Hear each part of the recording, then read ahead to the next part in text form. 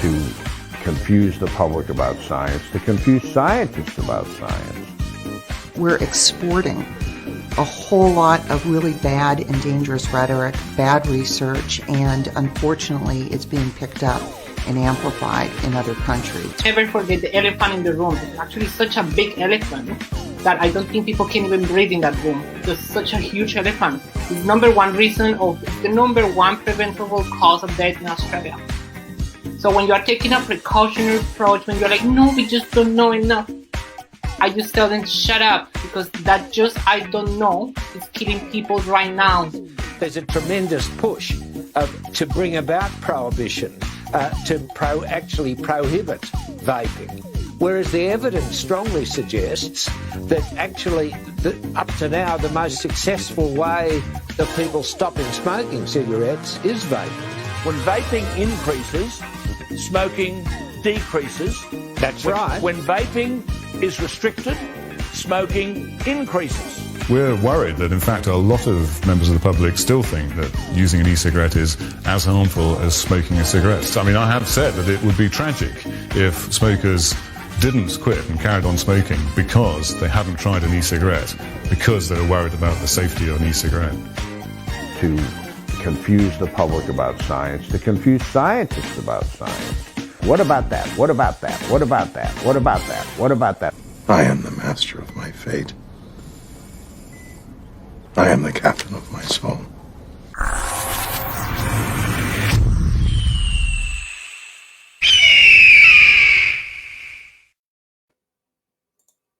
Well, hi, and hello, and welcome to Son of Liberty Radio here on the Smoke Free Radio Network.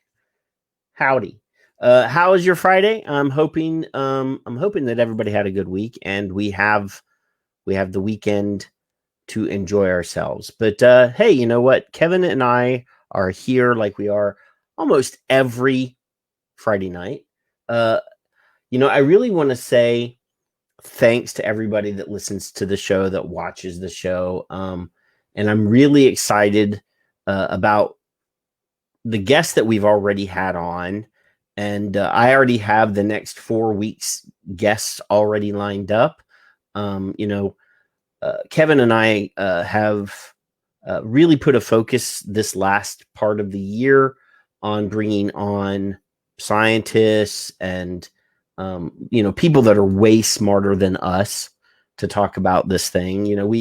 I was just looking on the YouTube here. We've had Dr. Charles Gardner. We had Yolanda Jeffers. And I'm not saying her name right. We'll just call her Chugga. We had Chugga on. We had Lindsay Stroud on. Eliana Goldberstein-Rubashkin. We had Aaron Biebert on. We had Samrat Chowdhury from Inco on. We had Hinaj Mitchell from Factasia on. Kelly Ann Forbes from Vape World. So I think that, we've done a pretty good job bringing the science to the table, especially when we had Eliana performed an experiment. I mean, she showed real science live on the show. So we're going to continue that trend. The next couple guests are really exciting. We do have a policymaker from Australia who has agreed to come on in 2 weeks. She was the chairman or the head of the Senate Select Committee on nicotine. So we're going to have Holly Hughes on. She's a senator from Australia. We have a couple harm reduction guys coming. We've still got Clive on the calendar. We're still trying to fine tune because he lives in Africa and the time difference is extreme. So we're probably going to do the Clive show at a different time, just so that it's convenient for him. Kevin and I are just a bunch of chuckleheads, so we're gonna arrange to meet his schedule. But anyway, before we get too deep into the weeds, let me invite my good friend, my ginger cohort, Kevin Today he is called hashtag Dr. Glover Matters. So, hello, Kevin.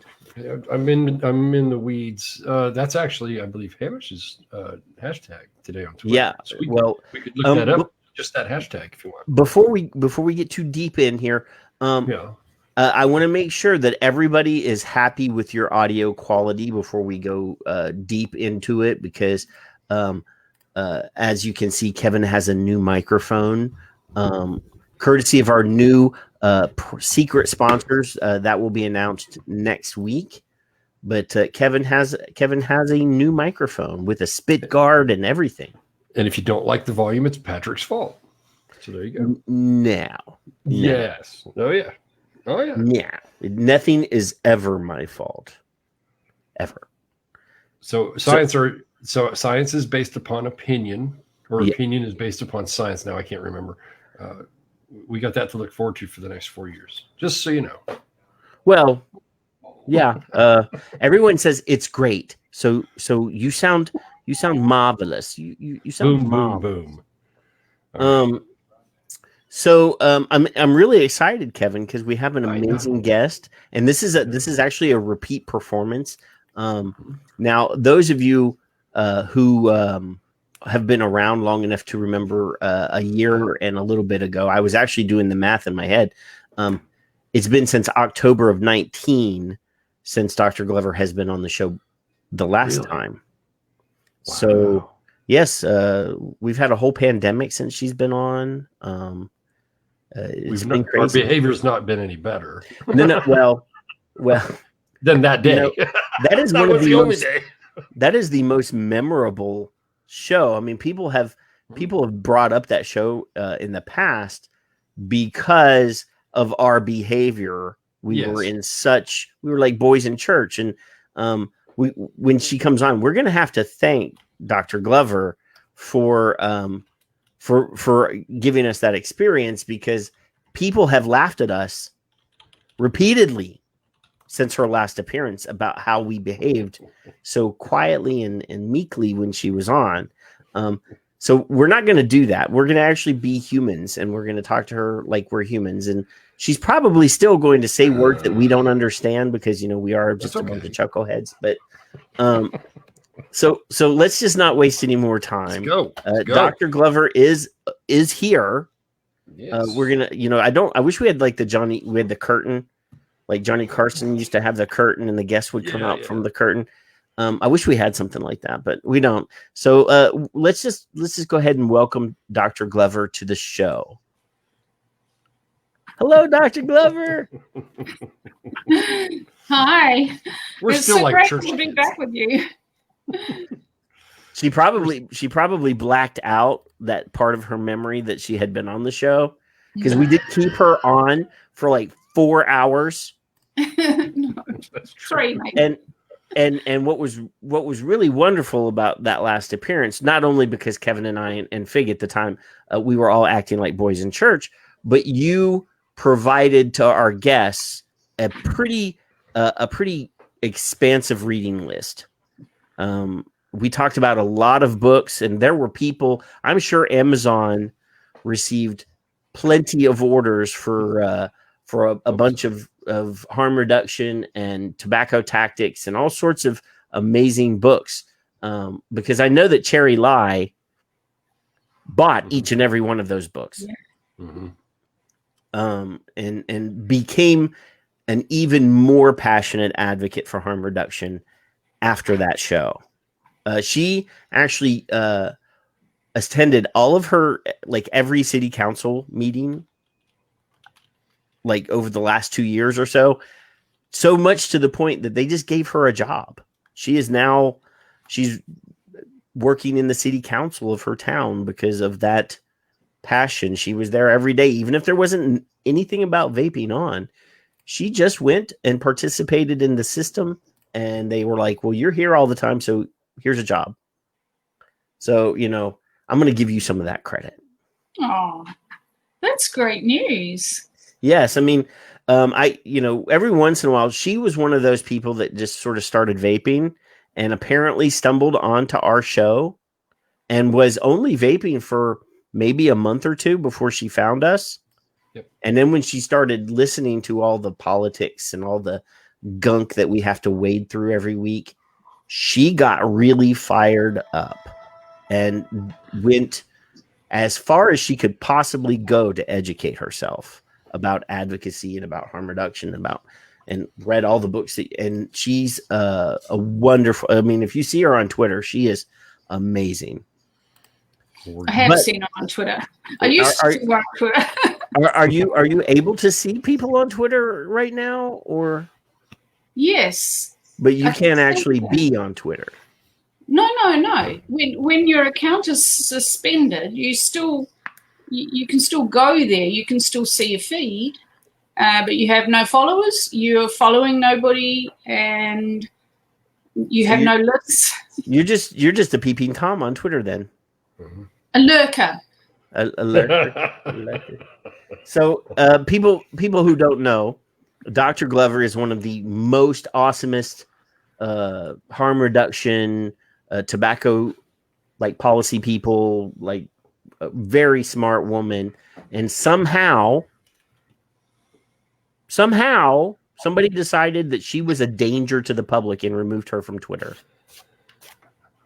We're just bots. And I will say, I have said I've never used foul language on Twitter, but I have said some pretty rambunctious things on Twitter, and I have never been banned. I've never been suspended. I've never gotten a warning. I've never done, and I've made the Surgeon General cry on Twitter. I've put people's faces in the mud on Twitter, and I can't understand how you can get a Twitter suspension. And I've read your tweets, and they're nowhere near as aggressive or mean as mine. What did you do, and what did we miss? Should we talk about that now?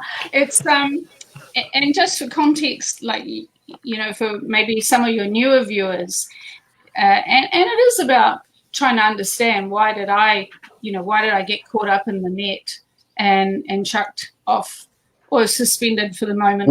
Were you in DC at the what are we calling that?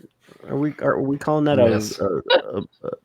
I don't think we can even leave the country. I'm in New Zealand. It's summer, melting here. The fan's on in the background, and So just for people who don't know me, and it's so great to be back with you guys. Thank you for getting me back on.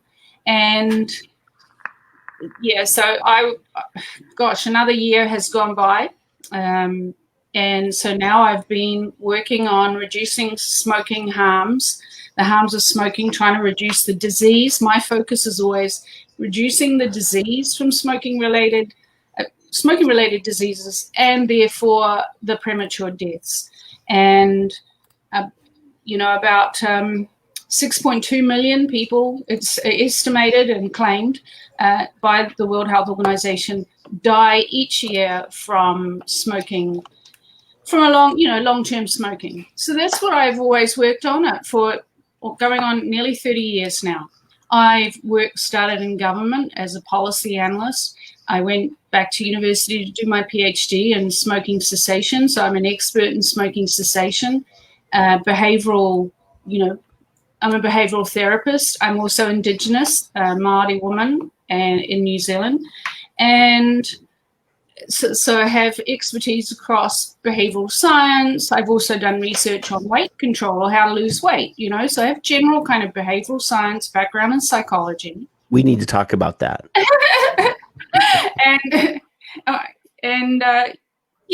I was in academia for a long time. I was one of the leaders here in tobacco control movement. I was going to international world conferences on tobacco control and health since 1993. I know a lot of the people in tobacco control. And then I got right to the top in academia, became a professor of public health. So I was promoted up, eventually became a professor in public health. And, but a few years just before that, I began to question the tax increases on tobacco, because in New Zealand we have the highest rate of tax on tobacco in the world relative to income. So if you look at Australia, Australia has higher on absolute figures, but relative to income, ours is actually higher. And we also have the smoking has come down a lot. When I first started 30 years ago, over 50% of Māori, the Indigenous people, smoked. And, so it's over 3 decades, we've got the smoking prevalence in New Zealand down to about 15% of regular. By regular, I mean smokes at least weekly. And there we seem to be stalling. And similar in Australia, they have got down a little bit lower, but have plateaued until, of course, vaping came along. So I was already questioning the tax increases. Tax increases are seen by Tobacco Control internationally as the primary effective strategy. You must do, every country must do the tax increases. You must do the bans on smoking. You must do, anyway, they have a whole lot of strategies. I was part of lobbying for many of them. And then I began to question the negative consequences of these policies that punish people, that really start to hurt them in the pocket.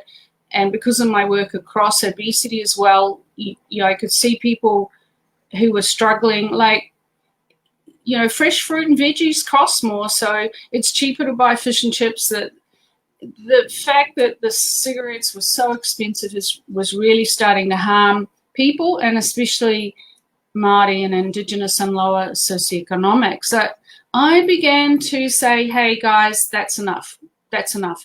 And basically that's when they began to turn on me and like, okay, we don't want you around anymore. And then along came vaping. Now, I've told you some of this before. I'm sorry if I'm repeating it, but just for your newer audience, when vaping first came out, we're talking like 2004. I just thought it was another gimmick out of China. There'd been a whole lot of gimmicks, come out of China, stop smoking gimmicks. So I was ignoring it.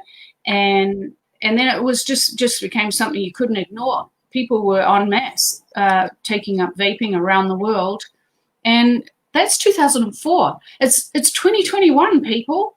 Like, how many years is that now? We have people, millions. I can't remember the figure. It's millions around the world have now shifted and switched to vaping. So I began to look into the science, and I was amazed. And I went, we've been waiting for something like this. This is it. Okay, let's embrace this.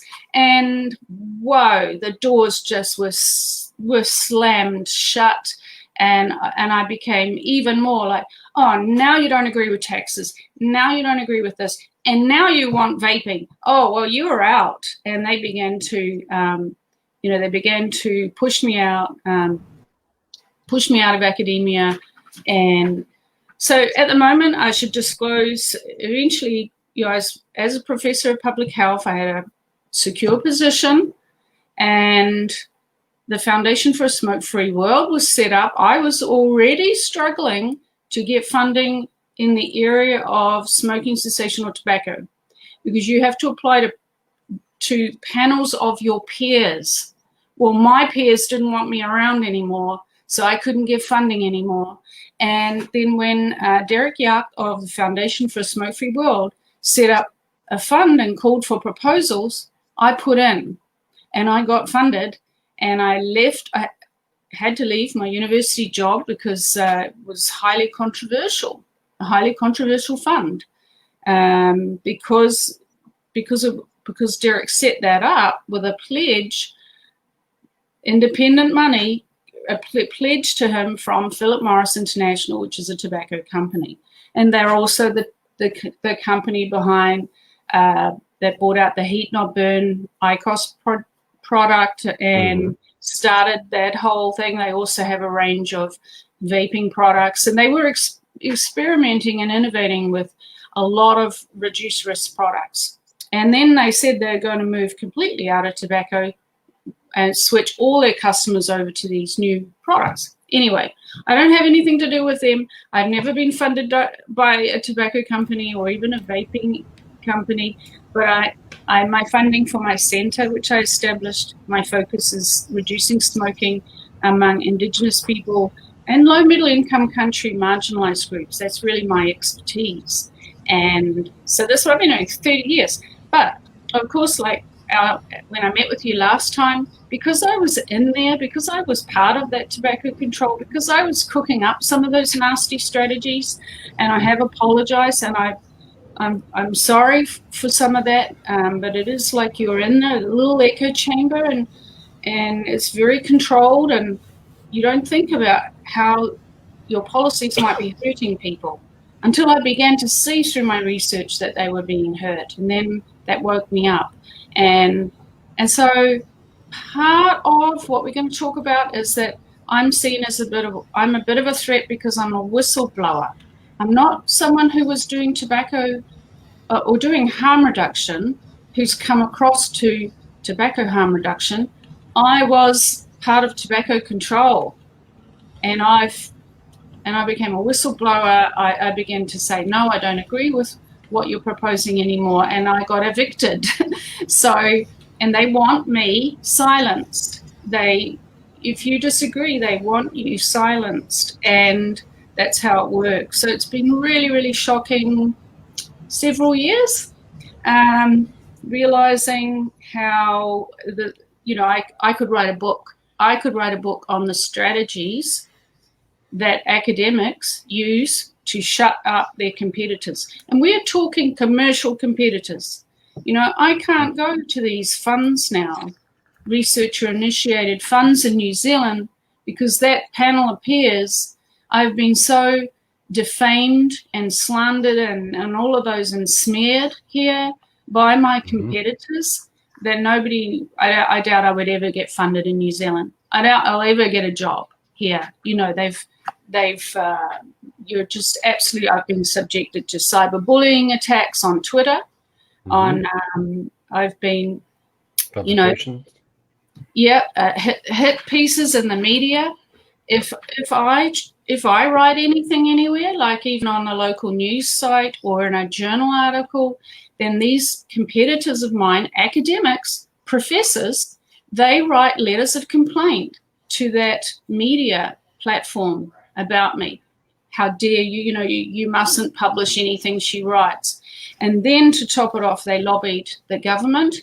The government changed. One of their mates got in, and then he wrote a letter saying that no one who worked in government-funded healthcare services in New Zealand they're not allowed to take my advice. They're not allowed to talk to me. They're not allowed to read my research. I mean, we're talking, this is serious suppression of science. Yes. Health policies are supposed to be evidence-based, but not if it's any evidence that comes from my research here in New Zealand. So it's just been pretty severe. And, the whole suspension on Twitter, I'm surprised it hasn't happened before. I'm pretty sure that I have been subjected to them. Anything they think they could report me for, I'm sure they have. I don't know if Twitter has some kind of demerit point system. And, there was just one more, and boom, I tripped the line and I'm out, So I don't know how Twitter works. If I can just say, I am not defined by some computer program that decides that I'm whatever. They can say whatever they like. And then now we've got some of those academics or retired academics trying to smear me, trying to say that because I was suspended in this great Twitter purge that just happened, I must be one of them. And I'm like, what is that anyway? I don't even know what that is. What is one of them? What are them? What are them? I'm not going to say the word because now it's like these algorithms, these computers are searching for keywords, and we might say it, and next minute you're shut down. But yeah, he tried to. That would clear my calendar a little bit. That would be okay if I got kicked off of Twitter. I spend a good amount of time on there. That's right. It can be a bit of a blessing in disguise. It is a time suck. One of the things that, like in the middle of that, one of the things that you said that really something that we've talked about a little bit on the show was about, you mentioned tobacco tax. People don't quite understand. People that are not in it, people that are not smokers, people that have never been, addicted. I'll use that word. I don't like that word, but addicted to cigarettes. They'll buy cigarettes before they buy food. Mm-hmm. If they have enough money to buy cigarettes or to eat a meal, they're going to buy the cigarettes. Yeah. Tobacco taxes invariably punish people of low economic level, low education level. They inordinately punish people of color, people that are mentally ill, people that are stressed out. All of those things. Most people that I know that have ever smoked have been. They smoke to get rid of stress. They smoke to get away for a minute. You're working your job and you get a 5 or 10 minute 10-minute break. The first thing you're going to do is go out and try to suck 2 cigarettes in 10 minutes, because your job is stressful. Whatever, So those sorts of things don't affect people that have means. Yeah. Because if they want to smoke, usually people that have means or that are more higher educated, they don't as frequently smoke as people that are lower income, lower education.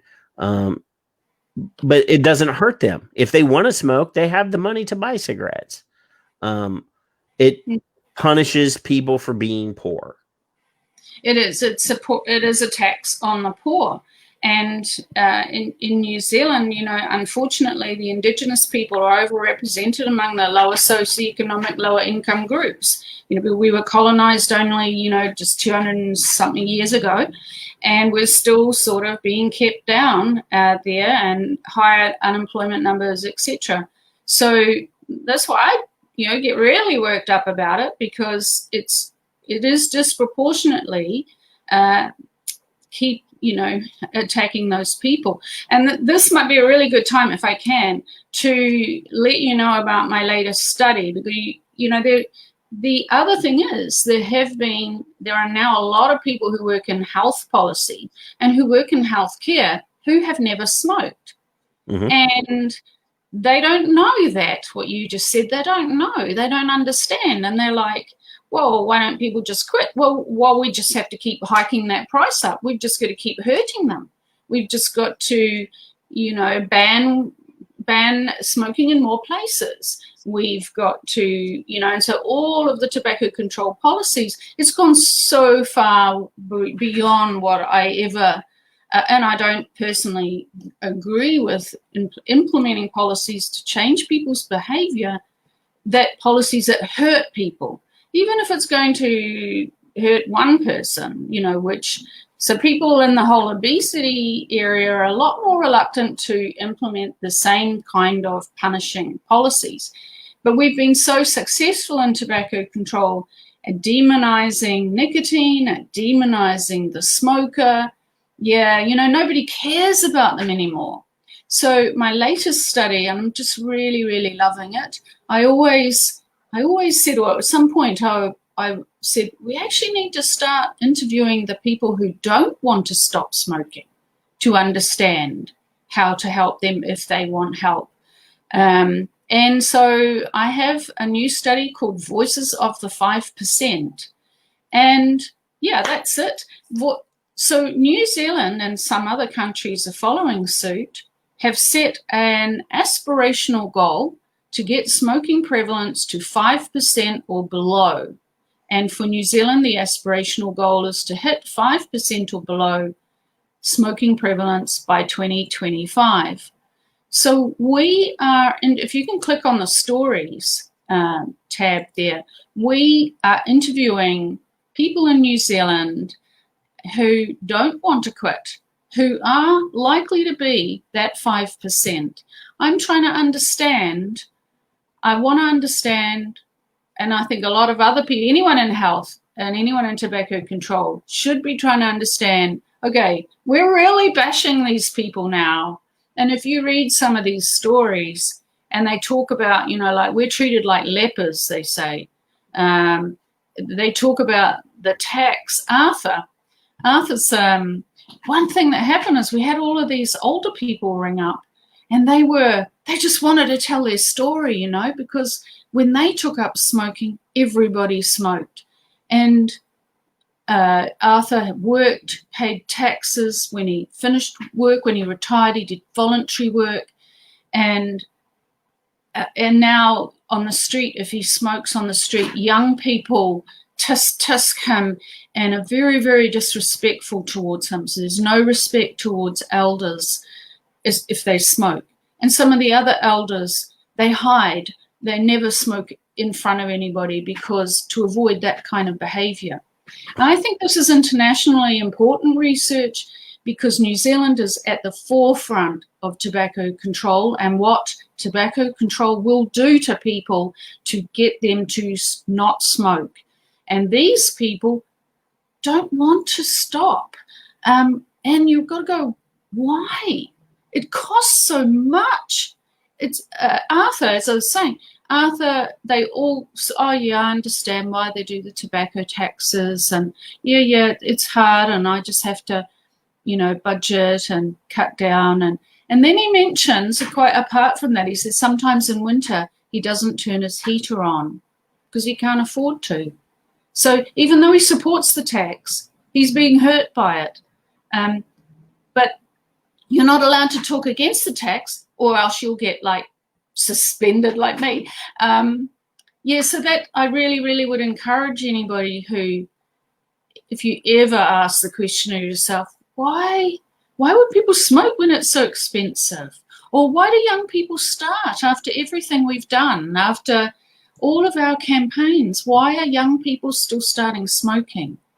And then many of the people we're interviewing have tried vaping. I think this is amazing how many people in New Zealand vape now. Like in 2015, I used to, if I saw someone vaping, I'd go, someone's vaping, I'd rush after them to question them about it, I feel a bit stupid about that now. But now so many people vape, it's just common. And I'm like, wow, look, all these people who have quit smoking, this is amazing. Well, you get to asking, especially in New Zealand, well, why are these other people still smoking? Why haven't they also switched? Well, if you could read some of our stories, obviously not right now, but many of them have tried, and that is fantastic. But then why do they say they don't like it? And you guys would recognize many of the reasons that people have given. But there's a very strong theme coming through where they're saying, it's just as bad, or, probably one of the most effective anti-vaping campaigns that has been run in the last few years was giving people the picture that they could see in their head of water in their lungs. We had this American professor of something. She wasn't an expert in smoking, but some of the anti-vaping academics here brought her over, got her onto national TV, and she said, if you vape, you're getting water in your lungs and you will drown. And these people we're interviewing, we know that Stanton Glantz was there October of 2019. We know that he was there. Yeah. And obviously that video clip at the intro that I played of his little comment about confusing the public with science and confusing the scientists as well, that's exactly the tactic that he's used, is to confuse people, to scare them away from something that actually would help them. Implant doubt. You must implant doubt. So if you read some of the stories, young people, and they're going, it's just the same, so I chose one. Or, oh, but popcorn lung. Oh, but water on the lung. Or that can't be bad for you. And the other thing they say is, oh, we just don't know yet. It's too early to know. So we will be following those people. We've got a diverse range of ages and ethnicities and circumstances, because smoking isn't the same for everybody. It's people smoke for different reasons. People quit for different reasons. People keep smoking for different reasons. And these stories, and the other innovative thing about this research is I'm actually putting the stories up straight away. Yeah, you don't know nicotine, exactly. And this, I'm not, like, usually academics will collect the data, then they'll do the analysis, then they'll write some papers, and then they'll get that published in a journal. It can be 3 years before you actually get the results out in public. What I'm doing is immediately we're writing up the story as a case story, and we're putting it up on the website and making it public straight away. We will still do analysis and write papers, but we're making the stories available now so people can learn alongside us from these participants. So that's innovative way to share the whole research process and as it's happening. We need to know now, not after 2025. Maybe we can find out something now about all of the new policies, punishing, punitive, exclusionary policies that will be being looked at that are yet to come. And we can see what effect they're having on people. We'll be asking them as we follow them through. So thanks for the chance to let you know about their research, because having lost my, for the moment, and I don't know if I'll get it back, my Twitter, I was up to 6,800 followers, which for a Kiwi, that's pretty impressive. And that's more than me. It takes a long time to build up a following on Twitter if you're like a nobody, really. Unless you're famous or a celebrity or whatever. Kevin, how many Twitter followers do you have? 13,000, but I'd say half of them are bots. I don't know. I don't pay attention to them. Yeah, I have like 200. I had like maybe 600. I did the survey, and I went to like 8,000 or 9,000, and slowly up to 13. But I think I have more than Tahir Turk, though. So, Dr. Glover, something that I wanted to key on was that you were talking about behavior. You've had experience in that, and that because of and based on, I think, your decision to tell the truth. I'm not trying to be cute or not funny, but make light of it. But you've become as hated as a smoker or a vapor even, and your compassion shows through for it, and you're being stigmatized in a different way professionally, and it's bullshit. That's all. We're trying not to be as churchy as we were last time, by the way. No. Be yourselves. Yeah. I will draw the line at the F word, Kevin. Fine. Well, I'm not censoring that out of the. That might have been a word that will get us in trouble. I'm not censoring the swear words out of the stories from the participants. Because it's an expression of emotion, and it helps you to really feel. I feel like I really know this person, right? So there's a few F words in there. Sorry. Yeah, Dr. Glover, though, if you have Netflix in New Zealand, they have a show now on Netflix. Yeah. It's the history of swear words. I'm watching it. Yeah. It's a really good. I watched the first couple episodes, and I learned so much about my Irish heritage. Just we're geniuses. I'm watching that one. It's very good. The other thing about it, and it kind of works to bring that in here, is that it really gives you more understanding about how words are used and how the wording, the meaning can be changed. So we're sort of also talking about the Twitter suspension, but words, one minute, a word can be fine, as they're saying on that program. A word was not a swear word, and then, next minute something happened, and they're explaining how it became a profanity.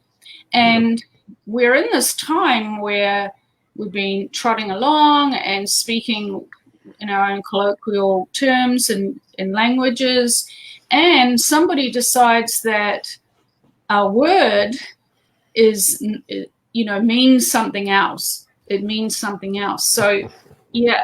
And here I am down here in New Zealand. I'm really, really working long hours. I'm very busy. I actually don't have time to keep abreast. And no offense. I'm sorry. I don't have time to educate myself about your US politics. I'm not an expert on it. When I got suspended and people were starting to try and say, oh, well, she must be associated with that, term. I'm not going to say it. I was like, what is that? I don't even know what that is. And so over the last few days, I've been getting a bit of an education from people on what that term is. Yeah. Those people, that group. Those people. Yeah, whoever it is, I don't know. And then people have different sort of, it's I saw that, I saw some tweets trying, yeah, that's understandable. She got knocked off. She was on a real anti-lockdown tirade there for a while. It's like, nope. Excuse me, I'm doing a study on coping in lockdown. I'm reading the literature, scientific evidence about what might be the effects of lockdown, what have been the effects of lockdown. Should I just not say any of that on Twitter? There's evidence that there are negative effects. So it's like... I work for a very large retirement community. I'm, in my day job, I'm a physical therapist. The company I work for, we have over 2,000 locations all over the United States. Here locally, I do therapy in 3 different facilities, and these are all geriatrics, grandmothers, grandfathers, older people that are normally very communal. They're not even allowed to visit each other. Mm-hmm. They're not allowed to see their grandchildren. Mm-hmm. I've had grandmothers who had great grandbabies during this lockdown, and they've never been able to hold their great grandbabies. Now, you want to piss a woman off, you want to piss a grandma off, tell her she can't hold her baby. Yeah. Yeah, I mean, there's been horrendous psychological impact. Yeah. I know of at least 3 suicides, just not in my immediate, thankfully, family or friend network, but in the next, like I know friends who know someone who have committed suicide, people in the local community where I work. There's been, so yep. I have a background, my educational background was psychology. I used to be a counselor. I couldn't keep doing that work because I couldn't cope with the stories, what's done to people. It was too hard for me. I just didn't know how to cut off from it. And so I'm deeply empathic. And yeah, I have said some things that were anti-lockdown, but in the sense of being a professor and a scientist, that this could have some really negative effects. And so I ran a coping in lockdown online survey during the first lockdown. We ran that in India, Russia, New Zealand, and the US. And we're currently analyzing the data, and we've got a paper we're submitting. Hopefully, I'm supposed to have done that this week. So we'll have the results out soon. Now, if I don't get my Twitter account back, I've lost what was, for me, an important communication channel, a news channel. And, I have a communication strategy you've got to get your news of your research out there. And Twitter has been very important in terms of letting me know about other research as well. I often see papers. You guys, all of the vapors, you're like constantly slamming the latest paper up there that's about like either pro-vaping or anti-vaping. And that's really useful for me because I don't have time to go searching all the time, or, I've got a number of Google alerts, but who's going to have time to sit there and screen those? And so everything you're all doing on Twitter, every time you're putting up a journal article or a media article, that is really, really useful for me. And also when I publish a paper and you share that, that's research dissemination. Research has no impact if nobody reads it, if nobody hears about it, and which is the whole blacklisting thing. That's the whole point of blacklisting scientists who are putting out evidence you don't want out there. So Twitter was an important channel for me for learning about new research. Also just, I guess, reading the environment, like what's happening for vapors around the world, listening to the emotion. I read, but I can feel the emotion in people's tweets, and that keeps me, especially over this last year, I came to New Orleans for a conference in March, beginning of March last year, right when everything started to lock down. I rushed home and got back 2 days before they said anyone coming back into New Zealand had to self-isolate for 14 days. And I got back 2 days before that. And I haven't been anywhere since. So I'm cut off from being able to attend scientific conferences in person. Sure, there's been some online, but you don't get that chance to talk with other scientists in person. And the online platforms are just not doing it. They're just not replacing that very important chance to talk to other scientists. So, I mean, I did get to virtually see you for the Global Forum earlier. That's where I saw Eliana speak, and I saw Henaj, and I saw all these wonderful people. So I watched that. I watched all 3 nights. And then I said, well, I'm going to get them on my show. I'm going to get them on my show. I'm going to get, and that's what really started me down this road of bringing in all these scientists and these international advocates and all these other people. And obviously I had already had you on, but I figured we could probably get you on again. And we did. So there's a lot of stuff going on. I know that you said you had something big coming next week, so we're gonna help you get that out. Yep. That would be great, because that's what I'm gonna have to do. So since you don't have Twitter, when it comes time that we can announce it, we will announce it ourselves for you. There's a countless number of people. By the end of the evening, there'll be at least 1,000 people will have watched this show. So obviously, when I tweet it next week, share it. It'll go. If you tell Hamish, or if you pick someone that you trust, we'll get it. It doesn't matter how. We'll get it. We'll get it out. Yeah. So when that happens, we will be your dissemination. We will be your news network.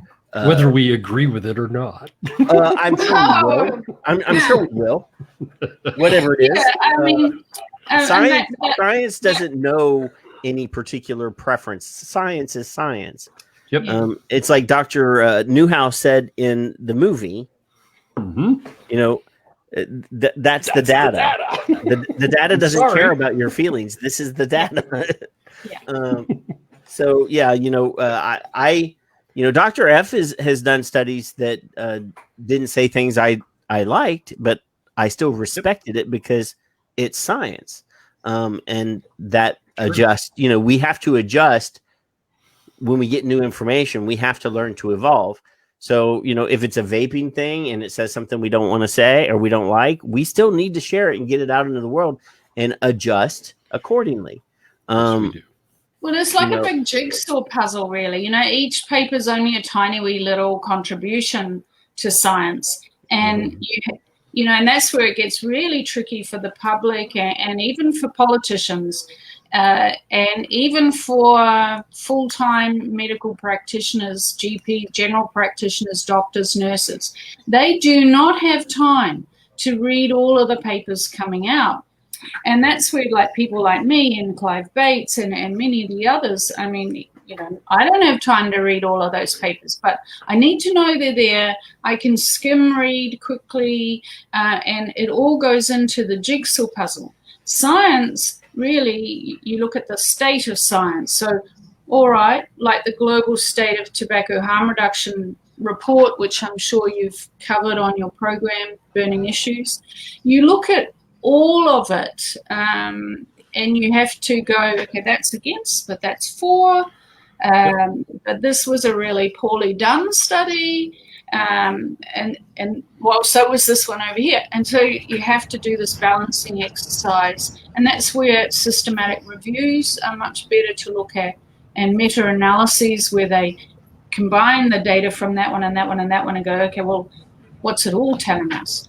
So if I can just talk about suppression of science and why it's so dangerous, really, what is doing danger is the suppression of science.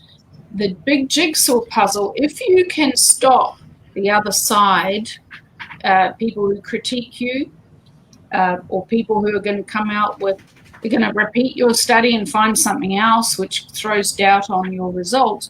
If you can keep them from being published and from speaking, or then the big jigsaw puzzle starts to look like what you want it to look like. So your narrative, the story you're telling, becomes the dominant one. And politicians, they have to go with that dominant story because that's where the votes are, they think. So they're going to go that way. And, what's been this whole business of smearing and tainting and discrediting academics and researchers is all part of that. If we can, we're going to shroud that person in doubt. They're conflicted. You can't believe anything they say. Then when you're looking at the jigsaw puzzle and you pick up a piece and you go, oh, hang on a minute, that's by Marewa Glover and Carl Phillips. Nah, we're not listening to that. So when my paper came out, I think that was since I talked to you, and we had done a systematic review. What does the evidence, all of the evidence, say about the effects of the use of nicotine while pregnant? So that was a big review Carl and I did, and the evidence, you can't make a conclusion because there's conflicting, some studies are very poor. So, but what we did conclude was neither do you have enough information to deny a woman access to a risk-reduced product, right? So, and this is happening everywhere. They're going, oh, we don't know enough, but okay, we do know enough to know that it's less harmful than smoking. The risk is less, and but even though it's less, we're not going to let you have it. Keep smoking, basically. That is unethical, and especially for me, if a woman's pregnant, that's doubly unethical. So this suppression of science is very dangerous. It holds us back as people, society. And what we see, and you can see with my voices of the 5% stories, it keeps people smoking. Mm-hmm. We're not, in New Zealand and Australia, we're not really getting a reduction in the number of people smoking. Less young people start, that's good. But, they're really waiting for all those old people to die. That's That's the long game. That's what they're playing. They're playing. Eventually, all those people that are doing that thing that we don't like, they're just going to die, and then our numbers will look good. But they're ignoring that a whole lot of young people still start smoking because they're not dealing with the drivers of smoking. And they don't actually want people to quit smoking. Oh, well, that's a whole nother. I started to say that as well. They don't actually want people to quit smoking. I mean, if smoking disappeared tomorrow, there would be a whole lot of unemployed tobacco control people. What are they doing? Patrick. It's a lot worse than that, Patrick. You've got to, if you run the scenario out, if everybody stops smoking tomorrow, well, first off, the government's going to be get one huge hit in the pocket with not having that tax. What did we say? Australia? I think it's like 45% or some crazy amount of their budget is tobacco tax. Yeah, I mean, in New Zealand, it's $2 billion. I mean, that won't sound like anything to you guys, but so if we don't have time to go in it, but you've got to think about actually vaping is going to change society in a number of ways. So if people stop getting sick because everybody stops smoking, what if all of those, we've got 6.2 million people who die every year from a long-term history of smoking. Then there's all the others that they claim. So it's up to about 8 million they claim because you got all that exposure to smoke. Now, what if they didn't die every year? Slowly going down. And then you've got to think, okay, that's the end point. The deaths are the end point. You've got people living with chronic illnesses running up to, and we go, sure, from about 35, some people have a sudden heart attack and that's it, they're gone. So heart attack, stroke, you've got cancers, you're talking chronic illness. Some people live for many years with chronic illnesses and become unable to work. Now, what if that didn't happen? Yeah, treatment is a gold mine. Treatment is a gold mine. I mean, the cure they can sell you once, the treatment they can sell you for the rest of your life. I mean, exactly. I know that, but the anti people, the anti-vapor people, the anti-tobacco people, American Lung Association, American Cancer Society, all of the public health and name only orgs, they literally don't. I mean, tobacco-free kids doesn't want smoking to disappear tomorrow. Job insecurity. I mean, they spend more money on payroll and stuff for themselves than they ever would put into research. I think that they actually believe that. No, I think they actually do want people to stop smoking, but not right now. They think that, well, if people stop smoking, then they will spend that money. It's still going to be spent. The money's still going to be spent somewhere else. But they're not running the numbers. They're not running, hang on a minute, if all these people didn't get cancer, if all these people didn't have heart attacks and stroke, and that's just 3 of these many, many smoking-related illnesses, then you're absolutely right. Think of the industry, treatment, all of the machines. You work in health. Think of all of the machines that exist to treat cancer, to treat these conditions, the hospital beds. There's entire cottage industries built around treatment of ill people. Medicine, the oxygen suppliers, the people that sell the concentrators, the people that sell the nebulizers, all of those things go hand in hand with lung problems. Hospital beds, like you said, the jobs, durable medical equipment, all of those things. Yeah, they're going to take a hit.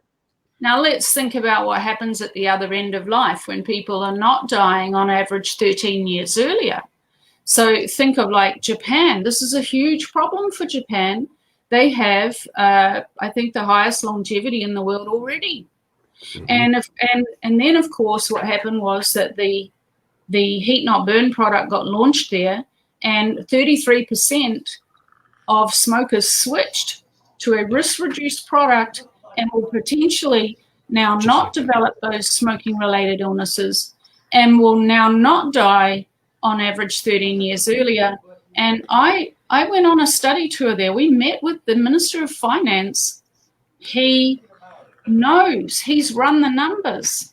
I don't think they have a superannuation or old age pension. They rely on families to look after their aged. They do have a public welfare system thing for the older people. The thing about Japan, I don't want to interrupt you, but the thing about Japan is they're the oldest country in the world now. They have a higher percentage of elderly than they do young people because for a long time people didn't have children.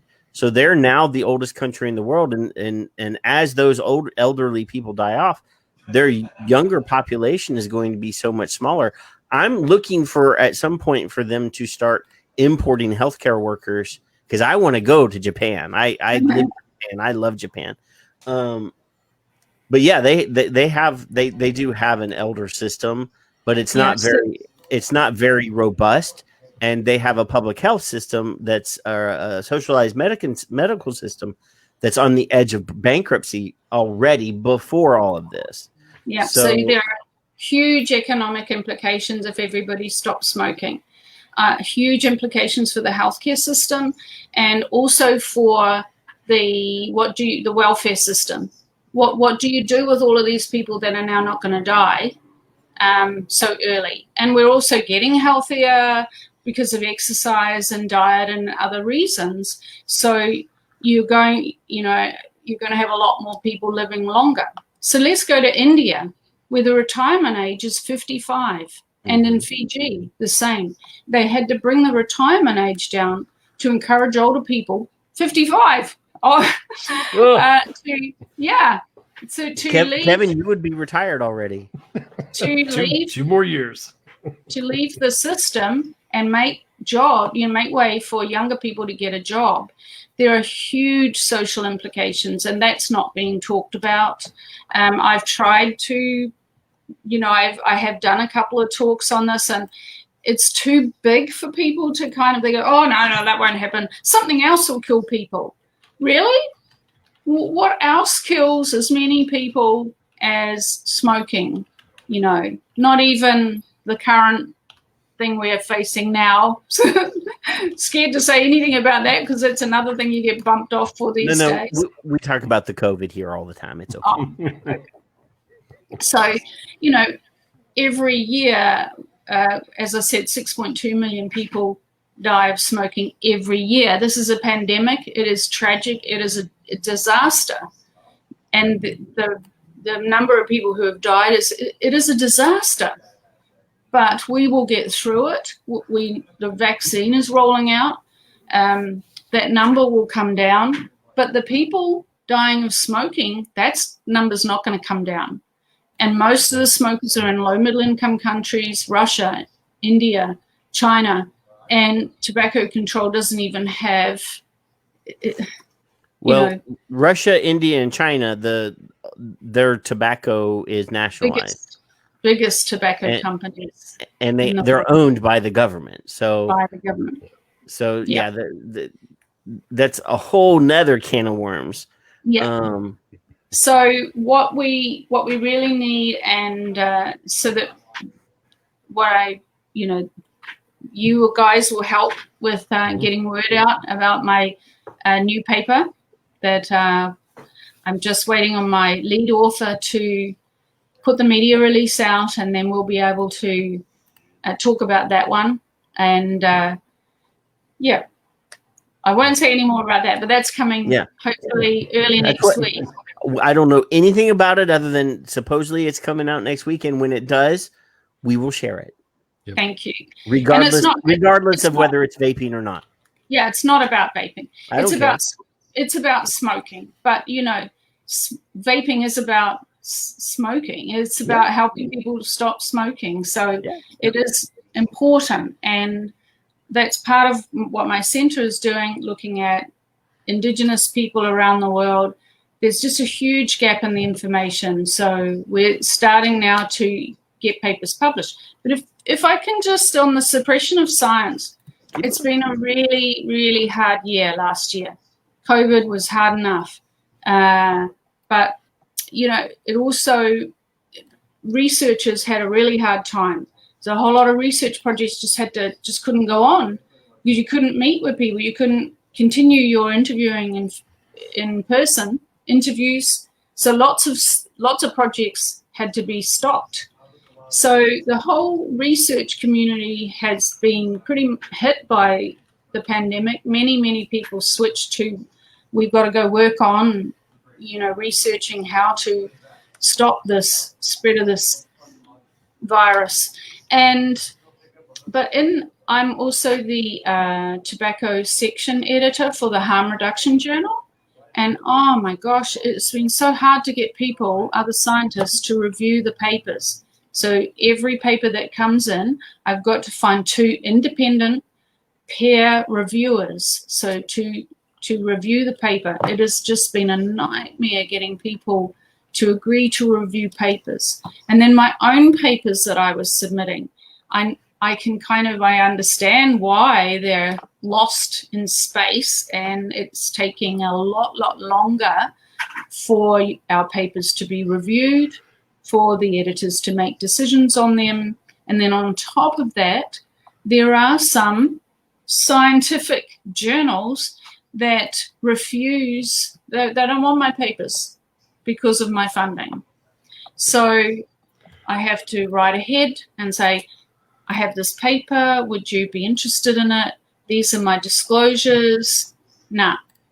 Yeah. And one paper that I had submitted, they went right through peer review, and they had it for months and months and months, and they eventually were about to publish it. I even had the proofs to check for mistakes, and then they went, oh my gosh, look, she's funded by the Foundation for a Smoke-Free World. No, we're not publishing it. Now, I don't understand. I mean, if the whole purpose of having the disclosure statements on those is so that you can publicly announce, hey, I've received funding from him, but here is my science. It's completely transparent. You can see it. Here it is. What's the point in refusing to peer review, let alone publish something, if you're being transparent I mean, that's the whole point of that. I know academia is very cutthroat. I know that. I mean, we've seen people that we know go through the same things. Even, we kind of alluded to Dr. F's problems last week and the week before, where like he was interviewed and the person that wrote the article obviously had an agenda and took parts of his statements and then made allusions to the fact that he was associated with this other thing that was associated with, and he's like, look, no. I was very clear in my letter to you that apparently they did this interview via the internet. And you chose not to publish the part that was very clear about me not having any ties to these people that you're alluding to the fact that I have ties to that I don't. So, it's very much, one of those things where somebody has an agenda. They want, in your case, they don't like you because you've received money from Smoke-Free World, who received money from a tobacco company. But have you ever been approached by RJ Reynolds or Philip Morris or whoever it is and said, oh, by the way, we want you to study this way. Here's the conclusion that we want you to publish. Figure out a way to make the science meet that conclusion. They've never done that. Even the foundation isn't going to do that. Like, even my funder isn't going to. I'm independent. Right. Nobody that I know quite a few people that were associated or are associated with Smoke-Free World. Every one of them, even Dr. Gardner, who no longer is with Smoke-Free World, was very clear and said, I enjoyed working with those people. They never interfered with my work. They're good people. I have talked to Dr. Yak a couple times on Twitter. We're working very hard to get Dr. Yak on the show. I have no compunction about talking to somebody that received money from Smoke Free World, because science is science, bitches. And whether or not you agree, here's the data. I'm gonna keep using the Dr. Newhouse quote. This is the data. It doesn't matter where the money came from that paid for me to get the data. This is the data. It now doesn't you can lie. refute it. You can yourself check it. Repeat my study and find a different result. If that's what you're claiming, that I have an agenda, that I'm taking their money and I'm going to make, I just want. So here's the thing: if you did a study that said smoking bad, oh, and I received money from Smoke Free World, would they say, "Oh, well, no, we can't publish this because you said smoking is bad"? Yeah, no, they just have policies like the Journal Tobacco Control, which is a tobacco control. That's the main journal for tobacco. I guarantee control. you, they get funding from tobacco companies. No, they won't publish us. No, but I'm saying the Journal from Tobacco Control is probably funded by some government agency somewhere that gets money from tobacco taxes, just like Colin.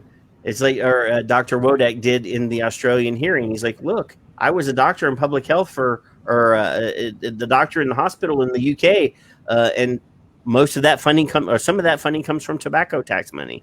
I got a paycheck from them, so therefore I did receive money from tobacco companies.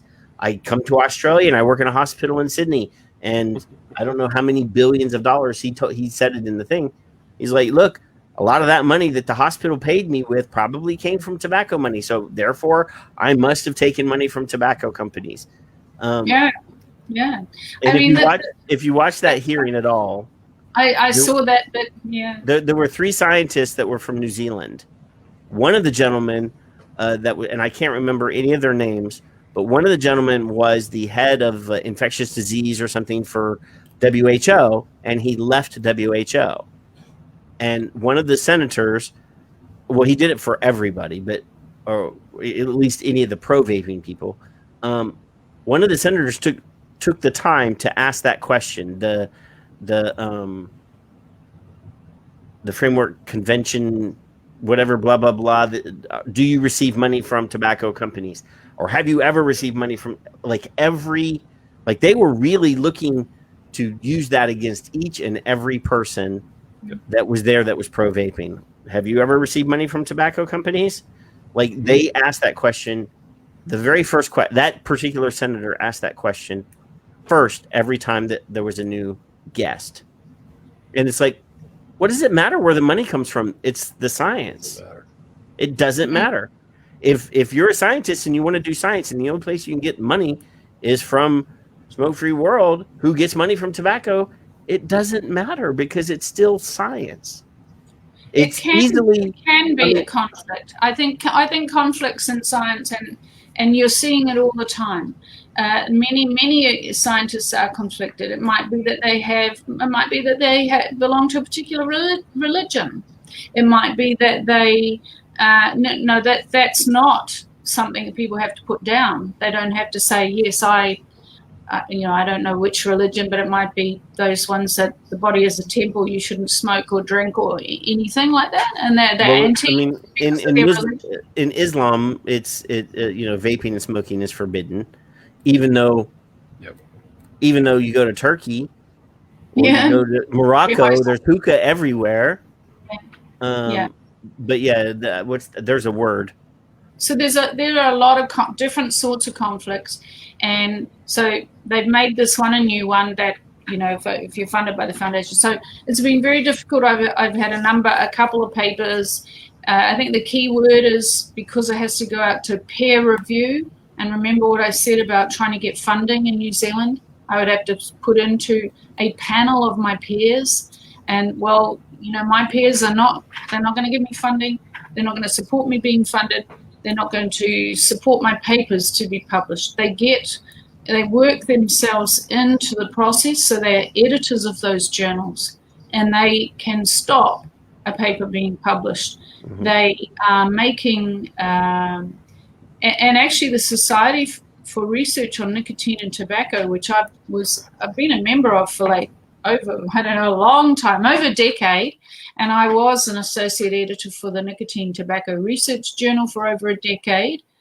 And some of these competitors, anti-vaping and just ideological competitors, have worked themselves up into leadership or getting on committees, and they have been lobbying for the Society for Research on Nicotine and Tobacco to disallow members who maybe have received funding from vaping companies or tobacco companies, and also the Foundation for a Smoke-Free World. So that kind of internal lobbying is just going on all the time, trying to keep us out, trying to suppress the science coming from the tobacco harm reduction sector. And yeah, I can just let you know that I would have a few more papers out now if I didn't have them being sabotaged.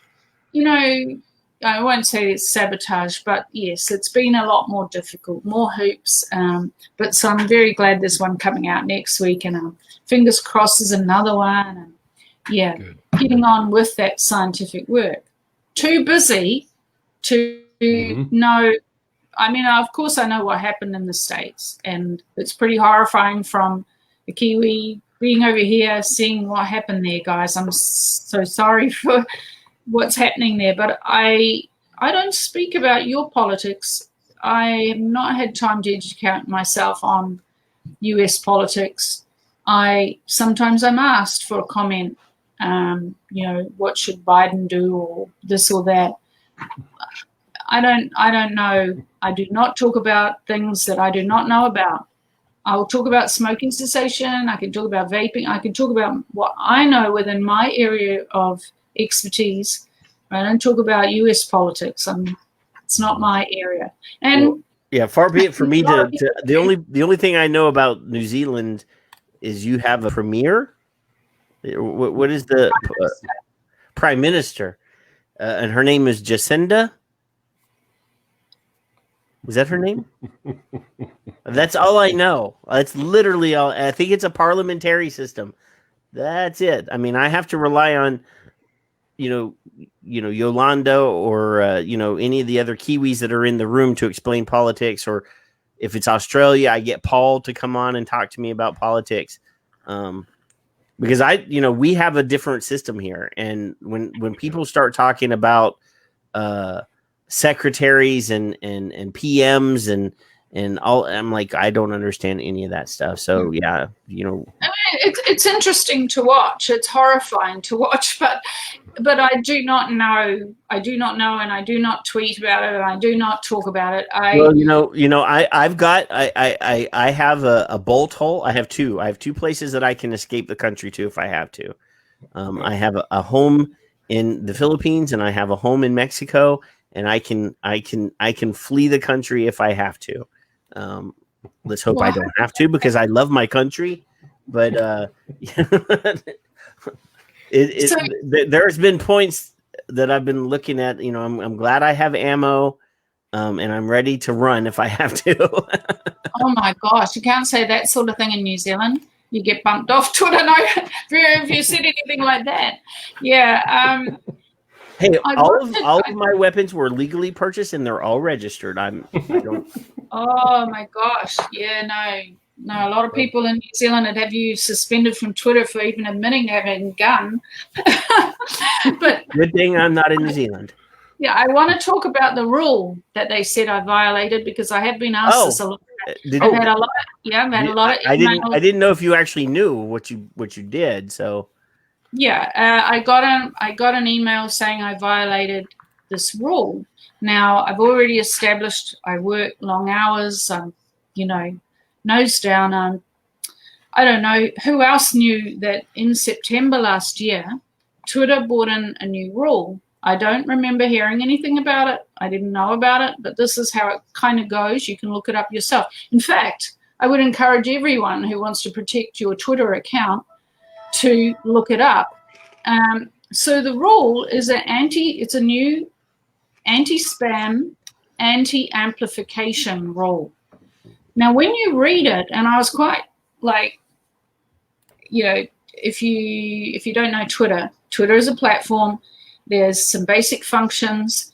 You can post, you can retweet, you can quote a tweet, so you're retweeting it, but you're writing your little intro to it. You can you can give a heart to some, to tweets as well. This, I understand about anti-spam. I'm not spamming anyone. I'm not selling anything. So I don't think I did that. Then the other component of it was this anti-amplification. Now, there was actually a book called Twitter for Good. I can't remember the author's name. I probably have it lying around, and I've told many people to read it. She was part of setting up Twitter for Good. So Twitter was quickly picked up by movements, social justice movements, vaping advocates, and around the world, Twitter's used by people, by advocacy groups, to get their message out, to get their concerns heard, to build a following, and to let other people know about stuff. So this new rule, please go have a look so you don't fall foul of it, although I don't know how anybody using Twitter in a normal way, as it's always been used, cannot fall foul of it. Anti-amplification is basically if you like or retweet something that Twitter has decided should not be liked or retweeted, then you could be suspended. Do you understand? Well, I'm in trouble. It's, so pretty much I must have liked or given a heart to somebody who was expressing grief or sadness or fear. I must have did that a lot. If people, you just reach out to them. You say, I'm going to give a heart to this person, and maybe so they know that people feel for them. We can hear. We hear. Yeah, we know you're having a hard time, and here's a heart. So I did that maybe too much, and I must have given someone a heart to somebody who I shouldn't have. I've been speculating, like, what did I do? I hate, I'm anti-violence. I've been a victim of cyberbullying. Of course, I'm not going to engage in or pile on if that is happening. And sometimes I'll even say, hey, cut it out. That's, you're bullying. So what on earth did I do in these couple of weeks of madness? I must have liked somebody, or as one person said in all this speculation, perhaps I was tagged. So apparently a whole lot of people who were tagged by a particular person, I don't know who that is. Anyone tagged by that person got suspended. Maybe I was tagged. The other thing that happened was in the few days around there, a young local woman, she direct messaged me, and she said, you're following blah-de-blah. I don't know who it is now because I can't go back and have a look. You're following such and such, and they're up such and such. I don't even remember. I just remembered it this morning. I went, maybe it was that. Right. She sent a direct message to me to tell me, as if I was part of her ideological little, group. You're following someone you shouldn't be following. Mm-hmm. It wasn't, she didn't say report and block them, but that was insinuated. And on her Twitter feed, she often instructs people, report and block this person, and then all of that group, report and block. So you have these coordinated efforts, groups of people who report and block. And so she did that. She direct messaged me. She said, you're following this person. Clearly they didn't like that person. And I took offense to that. I didn't say anything back to her. I just ignored her. So because I didn't block whoever it was, maybe she said, right, you're gone. And so she tells all her mates, report and block. Who knows, And what does it matter? The work is in the grand scheme of things, it doesn't. But that is one less tool. You know, social media, I mean, I hate to say this, I mean, because I'll do this show regardless of whether there's a Facebook, a YouTube, or a Twitter. I will still do this show. It may not be a video show, it may be an audio show, but I will still do this show. We really do rely on social media too much. Too much. I mean, Kevin's got 1,800,000 million followers on Twitter, because I know he spends way too much time on Twitter, and I'm sure his lovely wife sitting in the recliner behind him would agree with me. She's in bed. Oh, she was sitting there a while ago, I thought. She's tired of it. it. I mean, if people got to realize it's not real. Facebook is not real. Well, Twitter is not real. No, but our communities and our connections are real. You know, like we met each other through there.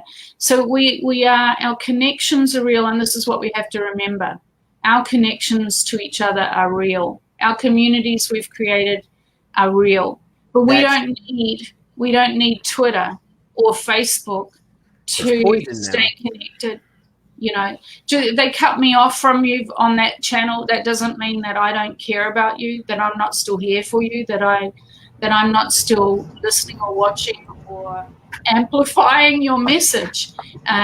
We are there to amplify the message that vaping saves lives, and that's what we're there. We are there to amplify, and now they have an anti-amplification rule.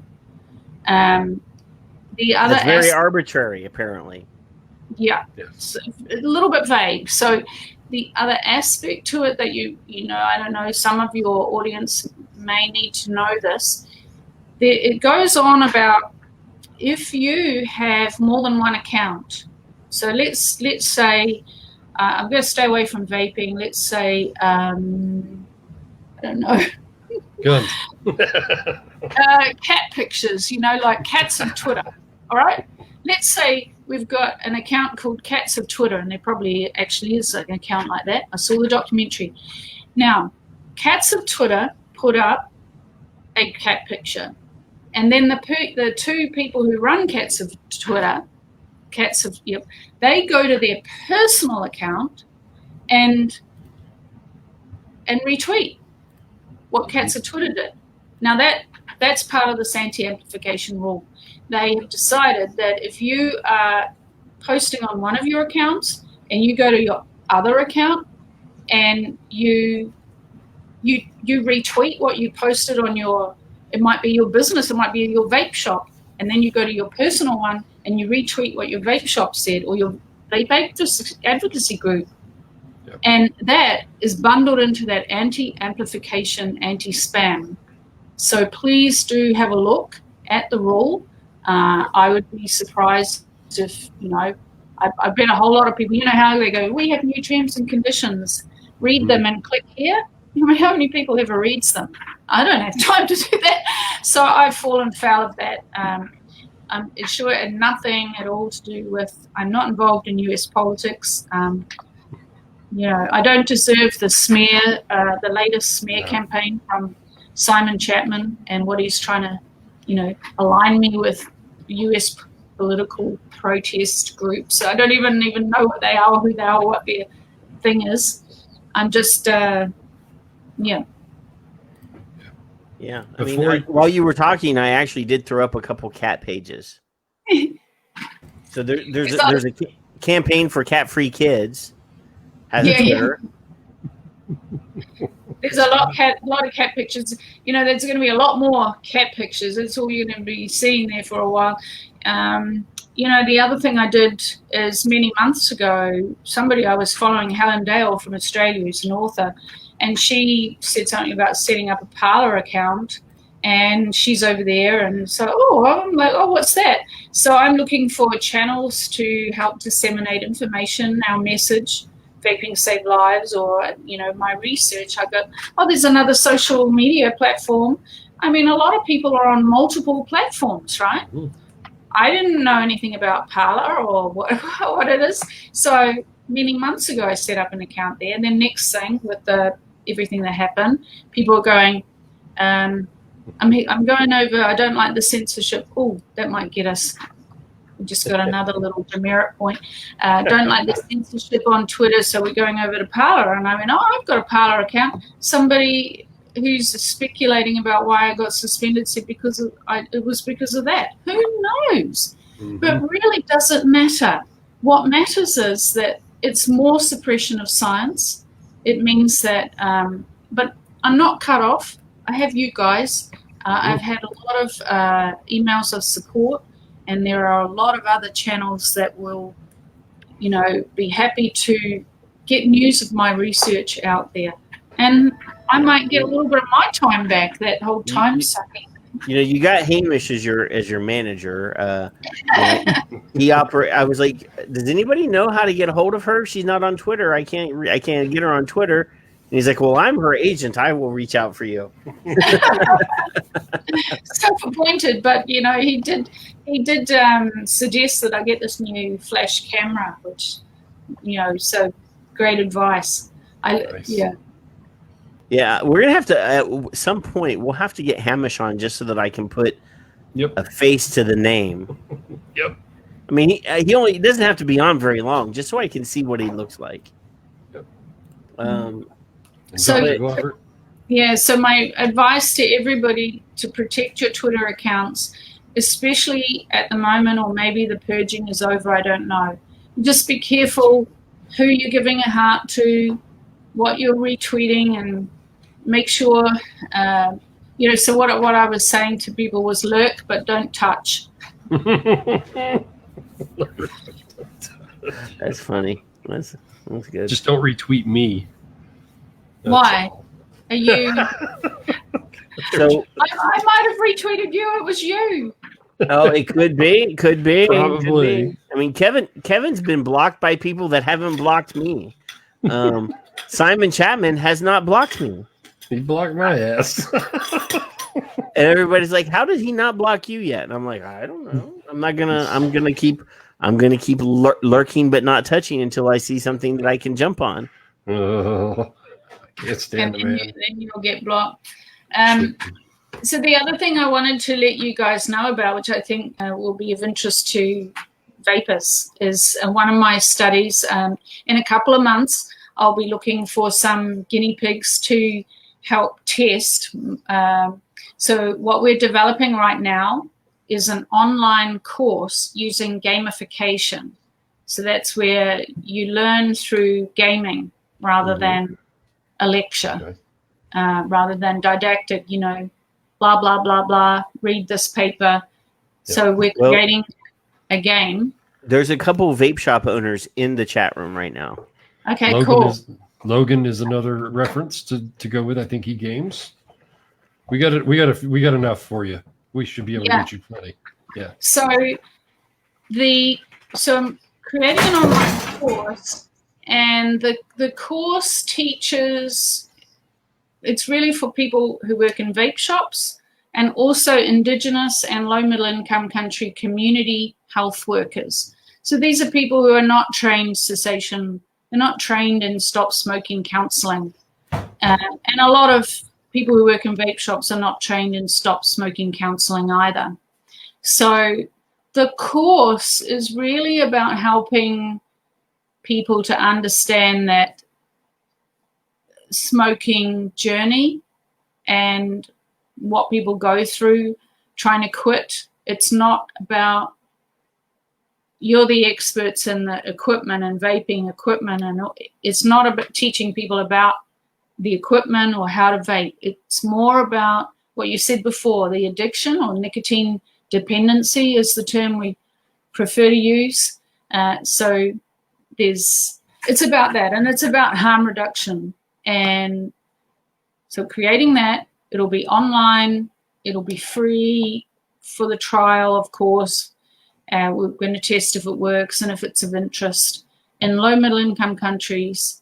And so I've got a few countries in mind, but I'll definitely will need a couple just to sort of try and break it. Like how if you create something, you've got to have some beta testing. We'll give that to the Americans to because we're good at breaking things. Yes, we are. Yeah, and we've I've done a couple of little online surveys just to see if people who work in vape shops are interested in any training, and that's been interesting data as well. So I'm looking forward to analysing that, and so we've got lots of papers coming out. That's particularly a study that will be of interest to the vape shop community. I mean, one of the things, I have made multiple references to You Don't Know Nicotine tonight. One of the interesting things that I never really thought of until I saw that movie was that, nicotine works differently for different people. Never really thought about that. I mean, the people that treat nicotine dependency don't quite understand that nicotine works differently for different people. It's, I always see all these people that are in the CBD and the hash and the legalized marijuana businesses talking about how great their product is for X, Y, and Z. But when I was younger, I mean, I'm going to admit it, I did inhale and it didn't work for me. It didn't do anything for me. And then when you start looking at the brain chemistry and understanding that different substances react differently to different people, the same substance reacts differently in different people. Maybe I don't have the same receptors for CBD or for cannabinoids or whatever. Some people have more receptors for nicotine and become more dependent than other people that may not have as many. So, that's the one thing we need an evolving and the pharma people, the tobacco control people, all the people that are interested in treatment of tobacco dependency don't quite understand that everybody's not the same. Everybody doesn't react exactly the same way to the same substance that other people do. That's something that I think that we need more research on is how does nicotine react to different people or in different people? For different people. And that's what's tricky about trying to develop a training course as well, because there's some complexity here. There are multiple components that are interacting. It's not simple, black and white, when tobacco control has framed it all as very simple, black and white. You smoke, quit or die, very black and white. And if you're actually working in any helping people so somebody comes into your vape shop and they're like, they actually do want to quit, and they've seen other people quit by using vaping, and they may even come in and like, well, I want to use this to help me stop smoking, and then my plan is to stop vaping. That may even be what they're doing. So, there are far more people who are in vape shops around the world now. If you added up how many of them there are, they outnumber stop smoking counselors in the world. So the cessation support that is now happening in the world, more people are going to people who are working in vape shops than they are going to quit lines. You add all the quit lines together, all the stop smoking services together, and the people in vape shops outnumber them probably 10 to 1. And so I think it's really important, and I do want to acknowledge Jacques Lehozek, who's been providing training for vape shops in France, and I think he's also done some of that in Italy, as has Professor Riccardo Pelosa.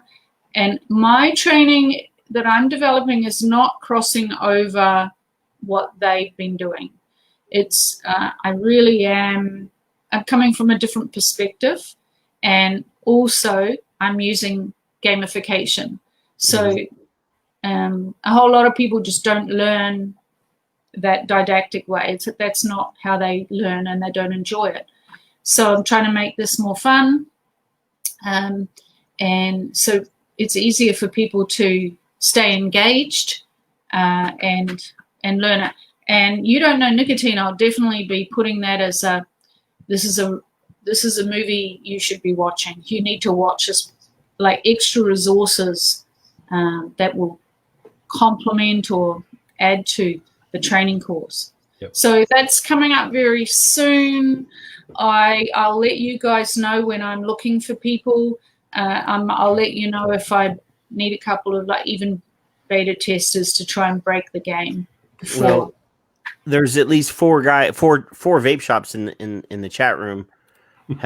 I've seen at least 4 different ones say I'd be willing to try it. So cool, that's great. So, yeah, you know, we got you some beta testers, or we can get you some if you're, you know, interested. And Mark Slitz and Victor from Victor Altic and Tom Morowitz, right off the top of my head, I see those guys all said yes, we'd do it in our shops. So great. And the first phase of, you know, when you design something like this, there's a whole lot of apps and courses and stuff out there that never are designed in a scientific way and evaluated as you go along. But if you're going to do it and evaluate it and make sure it's evidence-based, then this is what you do. So the first phase is a feasibility study where I will recruit some people that fit my target audience, and they will do the course, and then we'll be testing whether or not we've changed their knowledge and practice. The second phase is to actually have them go about their work and recruit some of the people they're helping, and then follow them through and see if there's a difference in the quit rates or switching rates between the people they've been helping and people who are helped by people who have had no training, for instance, or, you know, just business as usual training. So that would be the second phase of it. I'm certainly, you know, believe in trying to prove that it works before, you know, we go to that end of it. Mm-hmm. Yep. Well, for concept. There was one thing I went, because Australia is right next to you, you know. So one of the things that the Aussie guys have got through is this prescription model. And one of the American states, New York, has a bill in their next legislative session, or in this legislative session, to do the same thing in New York State, where you would have to acquire a prescription from a doctor to possess e-liquid. Speaking of things that they should have tested and did a feasibility study on before they put into place, that is, to me, working in the medical profession here in the States, at least, doctors will not prescribe. They will not write a prescription for something that is not an FDA approved thing. If there's no formal treatment protocol, they're not going to write a prescription for it. Nope. So here in the States, at least, I don't know how the medical system works in Australia. I mean, a doctor does not write a prescription for you to eat oatmeal for breakfast every morning, because that is not an established treatment protocol, and it is not a prescription item. It is not an FDA approved prescription item. So, to me, these, you know, policymakers are putting policy first before looking at what is the impact of this policy. Yeah, what is the evidence? Has it been evaluated? What are the potential negative consequences going to be? Are there any other unintended consequences we don't know about? So a very interesting study that came out of the US recently that I saw was fascinating. It was actually about alcohol, but they looked at the effects of banning smoking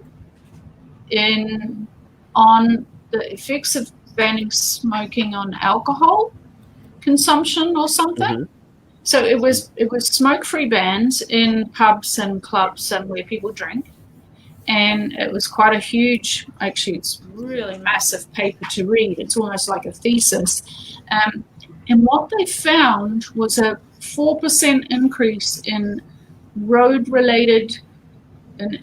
alcohol-related road crashes, fatal road crashes.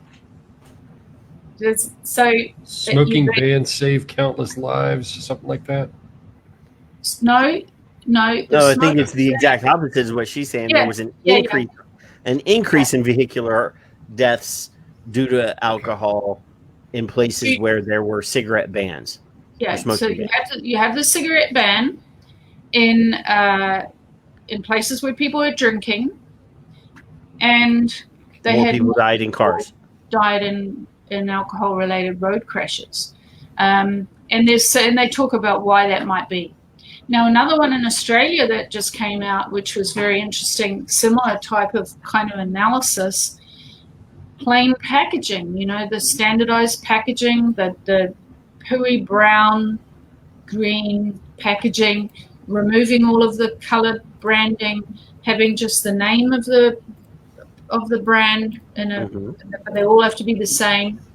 That, what they found in this study, that as a result, tobacco consumption, so you have prevalence is what percentage of the population smoke, consumption is how much tobacco is being smoked. Consumption went up.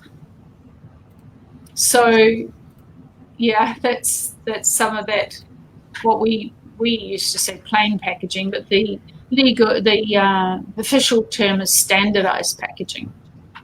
And you have these huge graphic warnings. So now if you do that, why on earth would you think that tobacco consumption would actually increase? Any clues? I have a guess. Because they're cool packaging and people want to collect all the different boxes.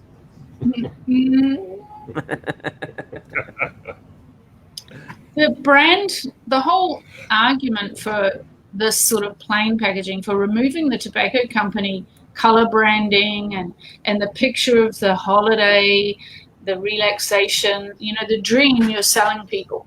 Taking that away, removed kind of a brand loyalty. So it undercut brand loyalty.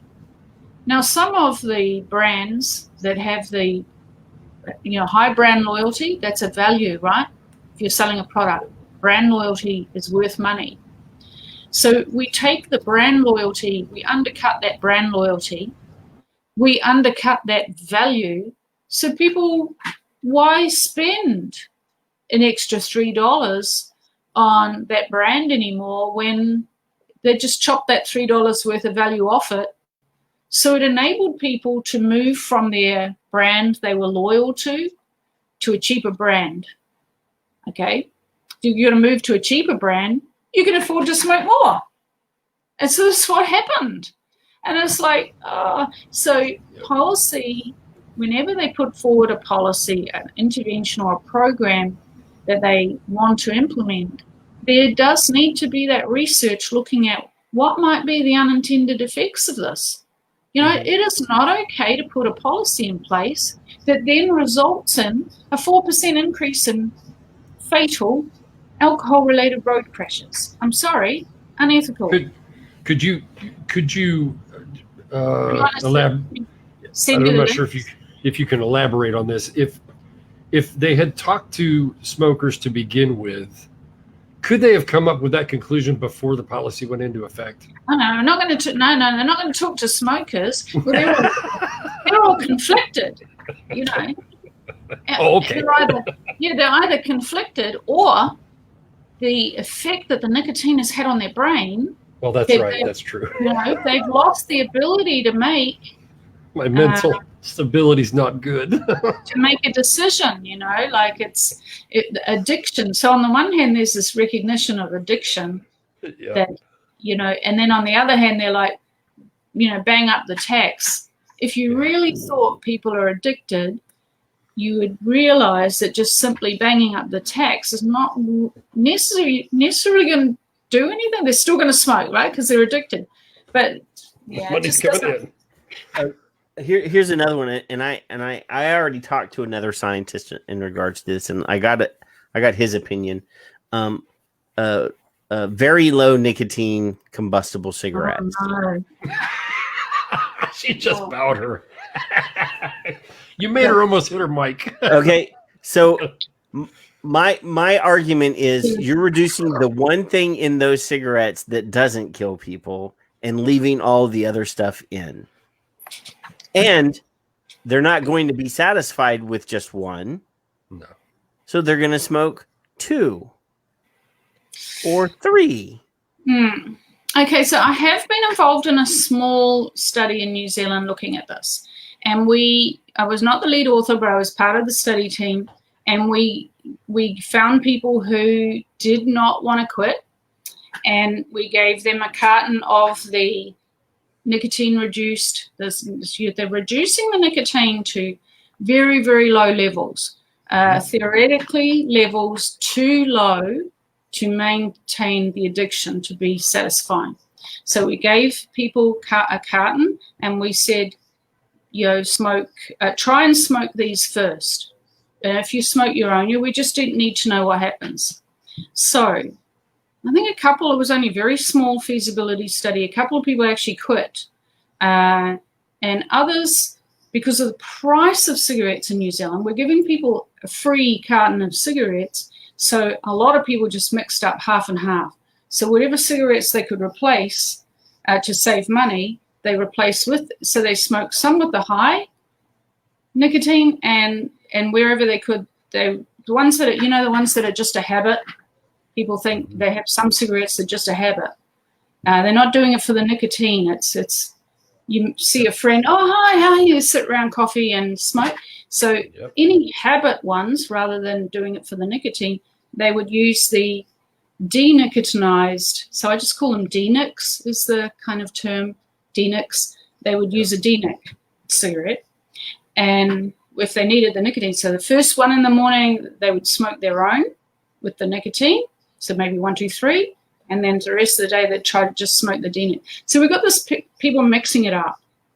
So the nicotine is so low, actually it's not the same as the mild or low tar cigarettes or the ones that came out before. We did not find that people smoked more, right? If you increase your consumption of smoke, regardless of whether there's nicotine or not, you're going to increase your harm. They didn't do that. So the whole thing where we say, oh, but people will smoke more, they didn't actually do that on these cigarettes because they're so unsatisfying. They're so unsatisfying without the nicotine. They don't smoke more of them, but they definitely replace some of their own. So this is why in the US, your researchers that are leading this stuff, they know that. This is why they are pushing for a mandatory across the board reduction of nicotine in all nicotine tobacco, in all tobacco products, combustible tobacco products. You can't allow both products to be on the market at the same time, you see, because people will smoke some of their own with full nicotine and they will just use the other ones to reduce the price or, Some people who want to quit can quit with those. It works for them. Different strokes for different folks. Some people can switch to these denics and use it as a quitting method. So that's perfectly legitimate. We'll let it be on the market then for them to buy. But the whole mandatory removal of nicotine from cigarettes, I do not agree with. I think it is unethical. You're going to have all these people who are heavy smokers suddenly going into cold turkey. And then there's the whole libertarian or, liberty or argument as well. What choice do they get if it's mandatory, compulsory, remove the nicotine? And they get all the same chemicals except for nicotine. It's still smoking. No matter what you look at it as, it's still the same. You take the nicotine out, really, the research is suggesting that people will phase off it. Yeah. So they will go to a black market. There'll be a black market. You'll have things like what they do in prison here, where they get the patches, nicotine patches, and they use some kind of process to extract the nicotine from the nicotine patch. And or they use the nicotine patch to get their nicotine. So if you have, basically it's prohibition. If you remove the nicotine from the tobacco cigarettes, then people will go and get it somewhere else, the nicotine, because they're not going to get it. They can't smoke more and get it. It's just not there. It's pretty much, you may as well say it's not there.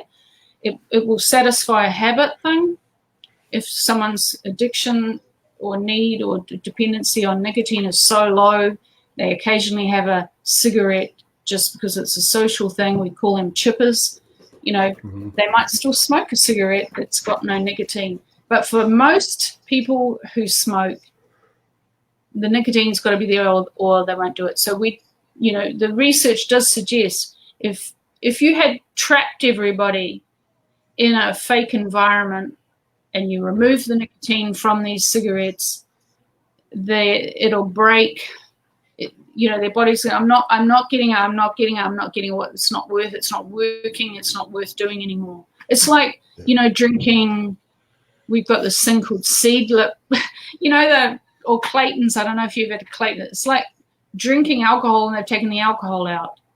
Near beer. So you've given me a little bit of perspective on this, so maybe I won't be so hard on those. Maybe. The thing too that I am hard on is that I believe, as a professor of public health with ethics, it is unethical to just make a mandatory cut across the board. Right. The other thing is, so one of the things that my ex-colleagues used to do, and they still do, when they want to push a policy through, is they'll go and do a survey and ask smokers themselves and the public, what do you all think of this policy? Okay, what do you all think? Are they doing these studies? What do you think of, what if we take the nicotine out of the cigarettes? And so a whole lot of people think, and that's to stop people smoking. Yeah, okay, that sounds good. And they'll even ask some smokers. But how many smokers do you know who have actually tried these products? Now, the people in our study, we were asking things like, would you buy it? Like, how much would they pay for it if it's got no nicotine in it? Nah, it was free, yeah, sure. But if they pay for it, forget it. I think if they completely remove all of the nicotine, you're going to see a spike in mental health issues. You're going to see, if you've ever been in an AA meeting or an NA meeting or any sort of self-help addiction group, most of those people stop whatever their substance of choice is, are still, using that cigarette as a crutch. I mean, I've never been in an AA meeting where there wasn't a cloud of cigarette. People substitute. So what you're getting at is that people are using a psychoactive substance for something. It has a function for them. Yes. So, and this is, if you take one substance away that people are using, and this is what You Don't Know Nicotine covers so beautifully in the movie. If you take one, but they don't go into this potentially, but they talk about the function it has for people. So if somebody has ADHD, or they have chronic anxiety or depression, or what we see in You Don't Know Nicotine, the film, and then they are using nicotine. Nicotine helps to, so let's say that's kind of what we would consider normal brain functioning. Everyone's sort of dead. And then somebody's like down here, they have a little bit of a chemical imbalance or stuff in their life. So the stress is higher, and the nicotine helps to bring it so they can function like everybody else, right? That's what drugs are doing for people. It's as one of our Voices participants says, like, it helps her stay in her little space suit on planet Earth and function, So you take that one away from the people who are using nicotine now, you haven't dealt with the need that it was serving. So you're right. What happens to that? And people substitute. They will move to another substance. They will go to the black market. One of the things, we've never had any research in New Zealand on homegrown tobacco, on growing your own. And I'm surprised how many of our Voices participants are trying to grow their own tobacco. That's interesting, So, and one guy had been in prison, and he talked about how they extract the nicotine from the patches. He talked about how they make a tea. I don't know. I don't get all the details. They get the patches and they make some kind of tea. It's like people are creative and they will find a solution. And that's why, in harm reduction, a lot of us are anti-prohibition and anti these punitive and highly restrictive rules. Why don't you... and we're not doing anything about why people smoke or why they drink, to a point that it's impacting their lives in a negative way, or why they gamble, or why, Yep. They're not willing to talk to them. They're really not. No, because your brain's been all by the nicotine or the alcohol or whatever. Yep. No, but it is that nothing about us without us. We must go to the experts. Everybody knows their own circumstances the best, and we need to be talking with the consumers and designing these policies with them. And even the people in our Voices study, they have ideas. They're not dumb. Public health, and this is another thing why that I was diverging away, because they see the public as this uneducated mass. They're not smart enough. Let me ask you. Yeah. Let me go right straight into the question I've been holding. A few years ago, I don't know, it was one of the Global Forum on Nicotine things, I think. I'm not sure on the other one. You met Bruni, I believe, in Australia, and you met David Dorn. Tell us what you took away from those two people. You can be as brief for as long as you want, but that intrigued me that you were doing that then. So I'll let you tell us that. Well, yeah, I mean, I learn most that I know about smoking from my many years of research with people who smoke, and also I guess I took the same approach with learning. To learn about vaping, I need to learn from people who vape.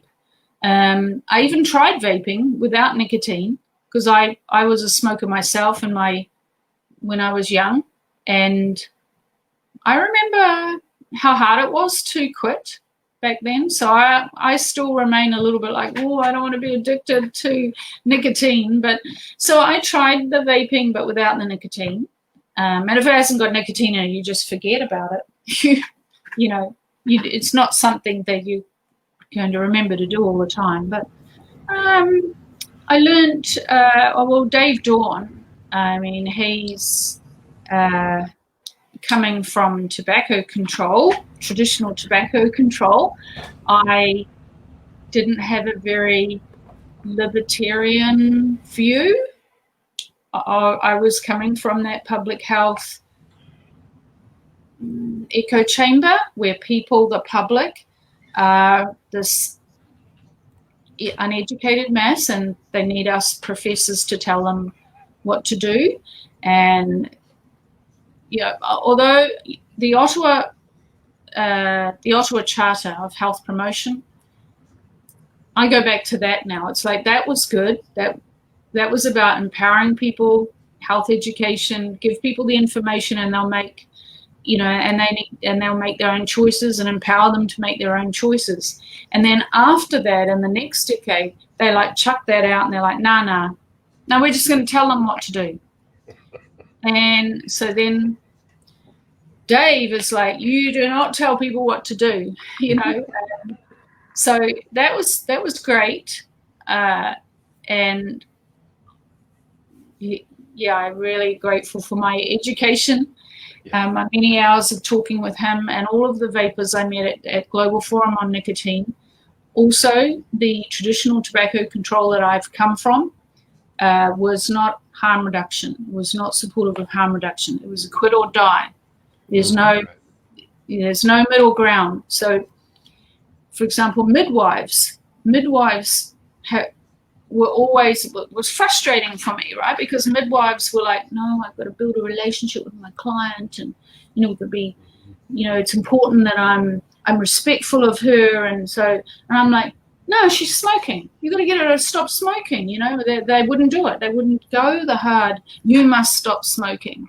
They would be, oh, but we're trying to get her to, even if she can cut down a couple a day. I'm like, that's not going to make any difference, So it's that quit. You must quit altogether. And there was no acceptance of just cutting down, there was no harm reduction. So it was a real education for me, the Global Forum on Nicotine, learning all about tobacco harm reduction, meeting that whole community. And, I really, really look forward to the time when we can all travel again and meet up in person. New Zealand's a very small country at the bottom of the world, and we've been shut. Our borders have been shut to outsiders since last March, I think, or April. So it's been pretty isolating. Yeah. But one of the things you pointed out, what was a positive of the whole Global Forum on Nicotine going online was that you guys and vapors around the world and others who couldn't afford to attend the actual conference in person, who can't afford the registration fees, were able to be part of it for free. And I do hope that continues. And I believe that many conferences I've been part of are going to continue. They're hoping to have an in-person conference, and they no doubt will charge registration fees, but they will still have an online component, so the consumers especially and students can still join in and learn from those events. To access it as students, especially, I'm assuming in public health, as they're going into public health and they're watching consumers and views of folks like you, they can actually do something about something. They don't have the one framed mind of this is how it works and you have to quit or die anymore. Yeah. Well, that's a beautiful point. Sort of. It depends where you're going to university. If you're going to university and you have one of the quit or die anti-vaping professors in charge of the course, and then the other thing is that a very good colleague of mine was going to attend this other conference, and I convinced her, come to the Global Forum on Nicotine. I learned so much. It's such a great forum. So she did. She came, she ran a workshop, and she went back to her university back home. And then she was going to wanted to attend another tobacco control public health conference, and she was not allowed to because she had been to the GFN. So that's what they're doing. They're closing the conferences off to us. It's the criteria is, it's almost like saying, well, if any of your ancestors ever even talked to that Glover or had anything to do with I've got a cousin who used to work for a salesperson at a tobacco company. Okay, well, you can't attend our tobacco control conferences. That's how far they're going. It's multi-generational. Yeah, multi-generational. My daughter will never be able to go to a tobacco control conference. Not that I would ever encourage her to go into this field. It's so vicious. Wow. So one of the things that you missed, since you can't be on Twitter right now, we can still see, I guess. Last week during the show, I said that we need to essentially create a movement, because we've seen the impact of social media. You know, last year during the beginning part of the pandemic, Florida had a bill that would have really affected the vaping industry in Florida. It was Senate Bill 810 in Florida. And what we did was we created a virtual rally. And we had people come into a Zoom meeting and, you know, recording a plea to the governor to veto this bill. Then we had individuals just take snap a selfie with a sign, veto SB 810. We created, we had hundreds and hundreds of people. We created a 22-minute long video of each person that came into the Zoom room saying in 10 seconds, please veto SB 810. And we had almost a 30-minute long video at 10 seconds each of people saying, please veto SB 810. So this week, in an effort to create a dialogue with people, just, you know, let's have a talk. Let's talk about vaping. Let's talk about keeping these vaping products out of your kids' hands while still maintaining adult access to vaping. I just did it twice this week. I created a picture of myself. Hey, let's talk about how to keep vape products out of your kids' hands and tobacco harm reduction. And what's sad to me was the response I got within our own sphere, within our own community.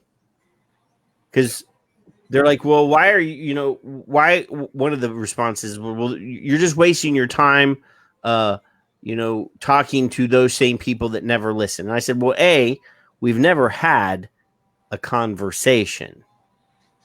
We're always responding to what they've done. We're angry. We get on Twitter. We get full of vitriol, you know, and attack. We're reactive instead of proactive.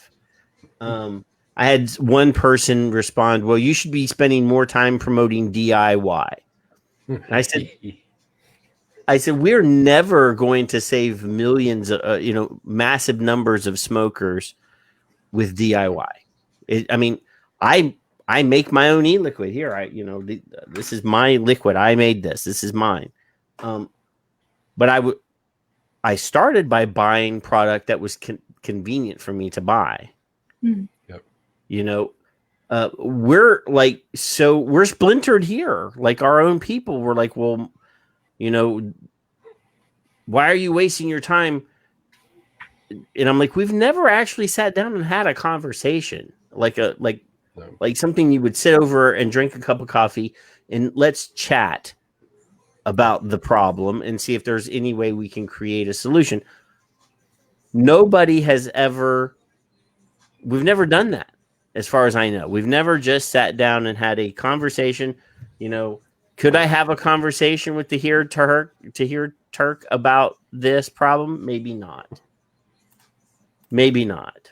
Yes, but other Dr. people Glover, might be willing to sit down. I mean, I want to talk to somebody who says that we have to ban flavors and ban these products for all human beings because we can't prevent a small section of human beings that shouldn't have these products.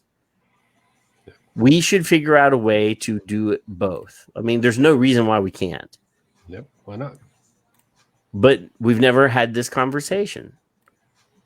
And when our own people are like responding with these stupid responses, I'm like, no, the whole point is to sit down and have a conversation. I mean, obviously, there are some people that won't listen.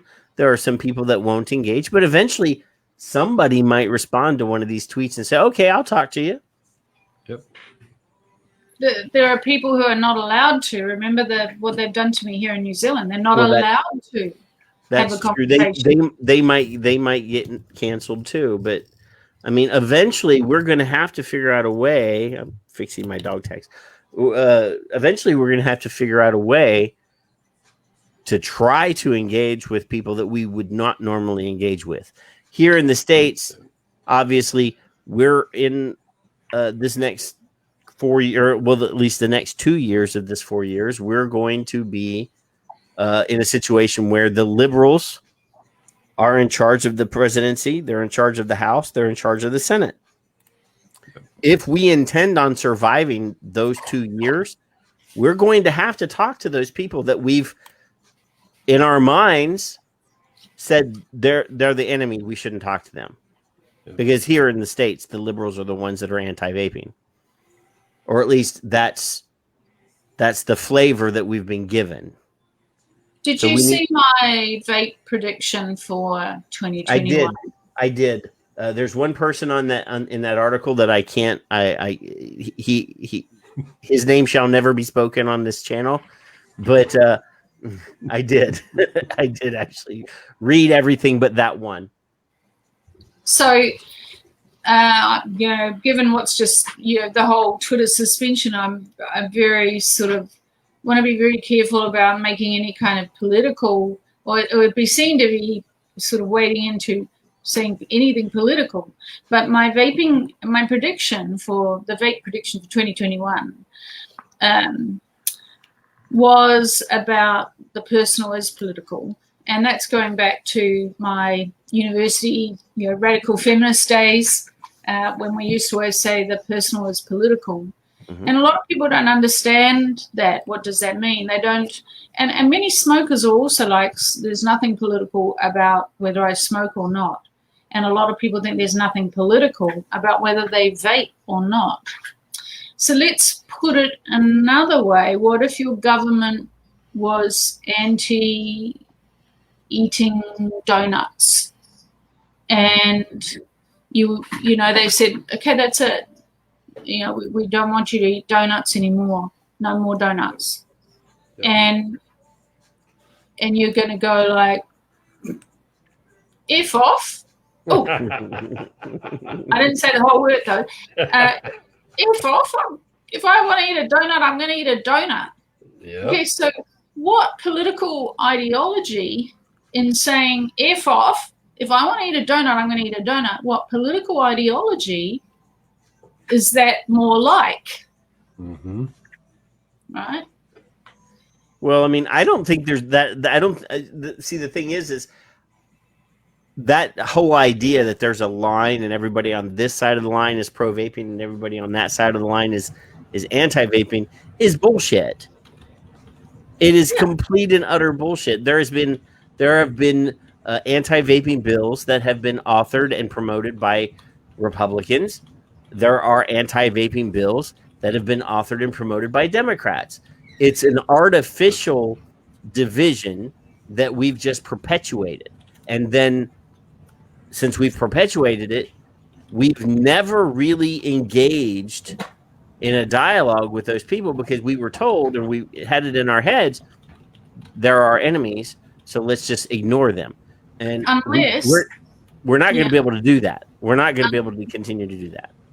It's unless the person or academic, and a lot of this is driven by the public health doctors and academics, unless they are a power freak and they are saying, do not drink even 0.01, no drinking, do not drink and drive, never, ever, we're going to pass a law. And, unless they are a power freak and they want to tell you this is how you will live, you will not smoke anymore, you will never, ever get in a car or a vehicle after having even a little bit of alcohol. If you're going to, do the whatsy, you've got to have your condom and your protection things, and you've got to walk 3 times a week. I want to see that you're doing at least 30 minutes exercise at least 3 times a week. In fact, I'm going to create an app, and I'm going to, you have to download the app, and it's going to track how many times you walk. And if you don't, you'll be hearing from us. So unless you have a power freak professor of public health or doctor or politician who believes that if they say you shouldn't do something, then you shouldn't do it. And you can be on either side of that divide. They're all over the place, people like that. But that's, if they're a politician and they get their whole party or whatever you call them to all agree and to prohibit drinking alcohol. Now let's go back to that. Prohibition of alcohol. Was going to a speakeasy a political act? No. Why not? It was banned. You're breaking the law. Got you there. So, I mean, it did. I mean, there were people that drank from both parties for sure. It might have been a political act, but it wasn't a divisive political act that only one group of people did.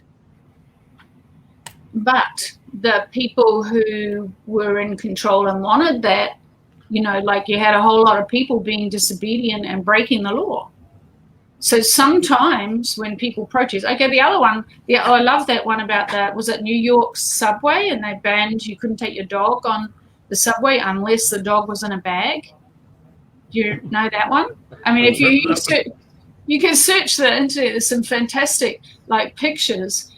New York subway dog ban, dogs in bags, and there was this guy with a backpack and a huge, like, what are those big dogs?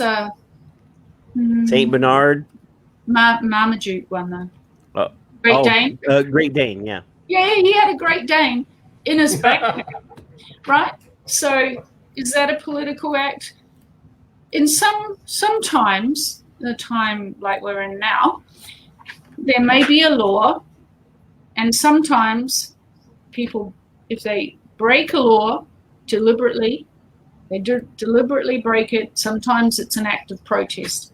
Sometimes it is, therefore, a political act. So for many people, it's got nothing to do with politics.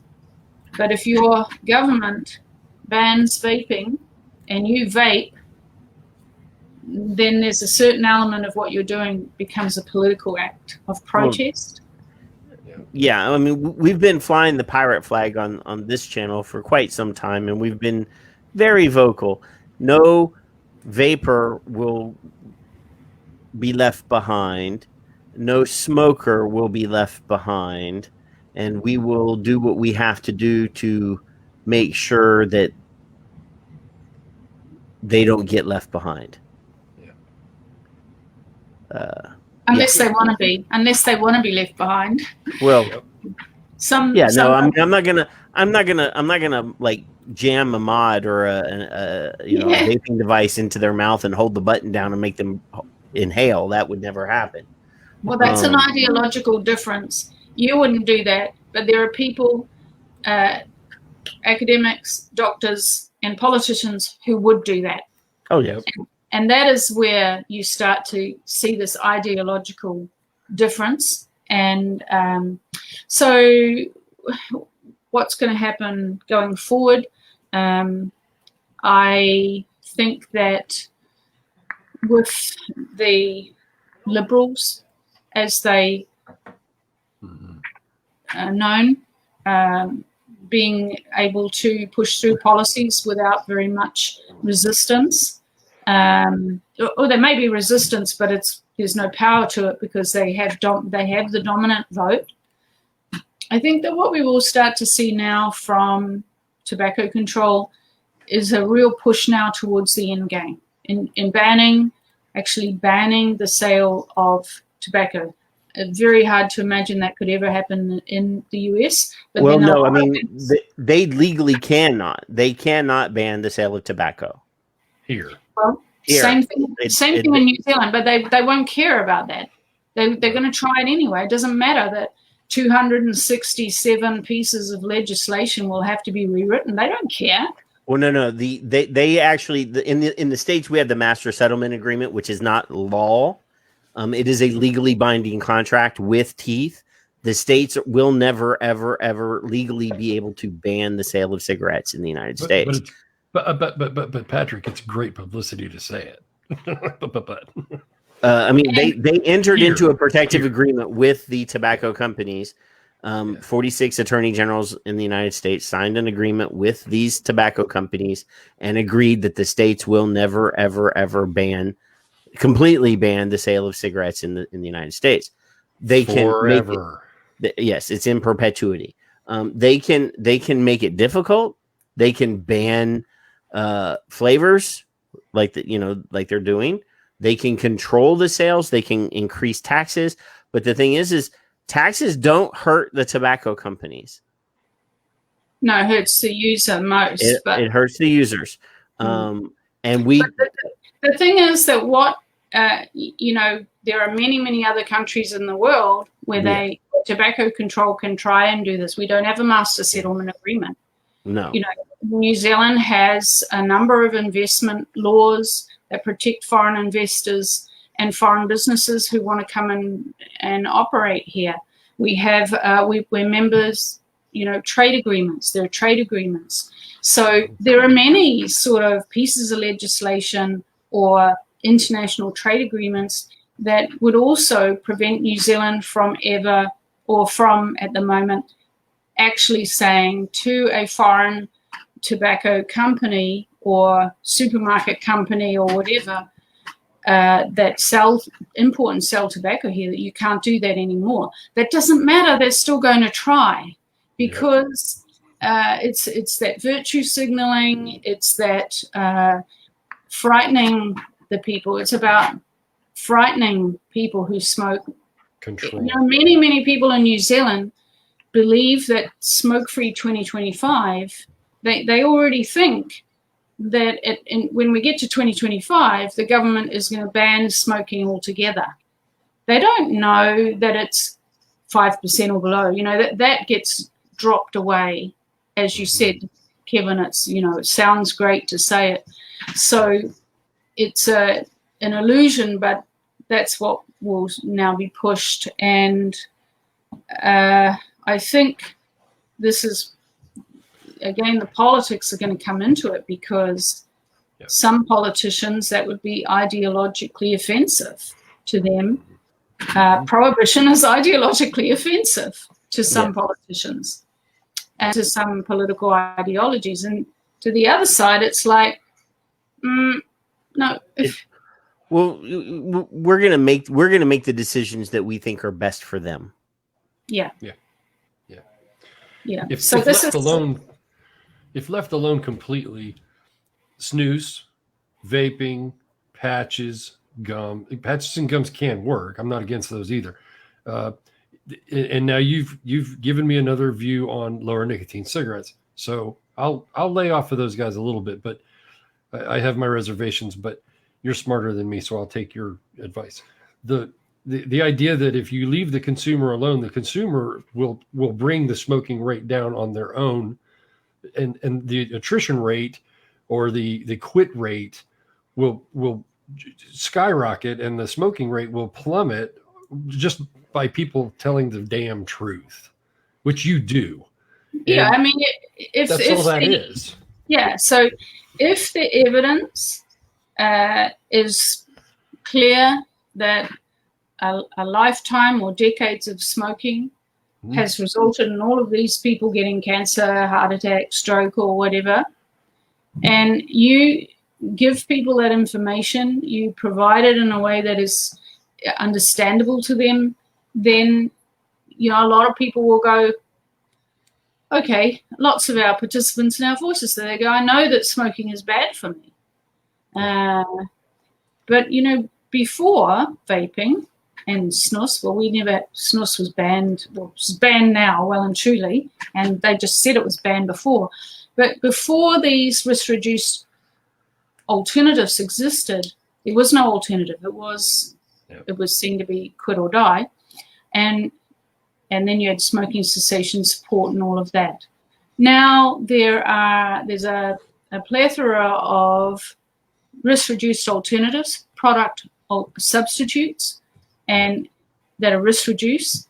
And in that kind of environment, if people can be given the information, truthful information about the risk they're running by continuing to smoke and how much and for how long, then a lot of those people, you're right, Kevin, a lot of them will go, but there are alternatives, then they will move. Yeah. But the crazy situation we have is that a lot of people in public health, not all of them, and a lot of people in tobacco control, and not all of them either, still think that they support prohibition. They believe they're right. They believe everyone should do what they say. They support prohibition. And the other thing, if you know these people, they're not just in tobacco control. They also work in obesity. They're also trying to stamp out gambling or drink driving, or they work across public health. Sugar. Well, I mean, Bloomberg tried to ban sweetened beverages when he was mayor of New York. Yep. So I mean, there are people that will always think that they know what's best for you, and that your choice is irrelevant because they know better. They know what's best for you, and you should just trust them and let them control you. Let them control your lives. To me, as an Indigenous woman, that sounds like the colonizer coming here and saying, okay, you give up your culture and your ways and your language and be like us. So you must assimilate. You must assimilate. You must give up that way of life. Our way of life is the way and the right way. And so what I don't understand is why so many people don't see that you're being told to be like them. Yep. And a lot of people are like them, so it's not going to be an issue for them. But what if you are not a white professor, skinny white professor who cycles, and doesn't have a car? Or what if you're not like them? And I don't want to be like them. I don't want to be like them. Nope. So, you want to be Marewa. Yeah. Exactly. Yeah. I like you the way you are.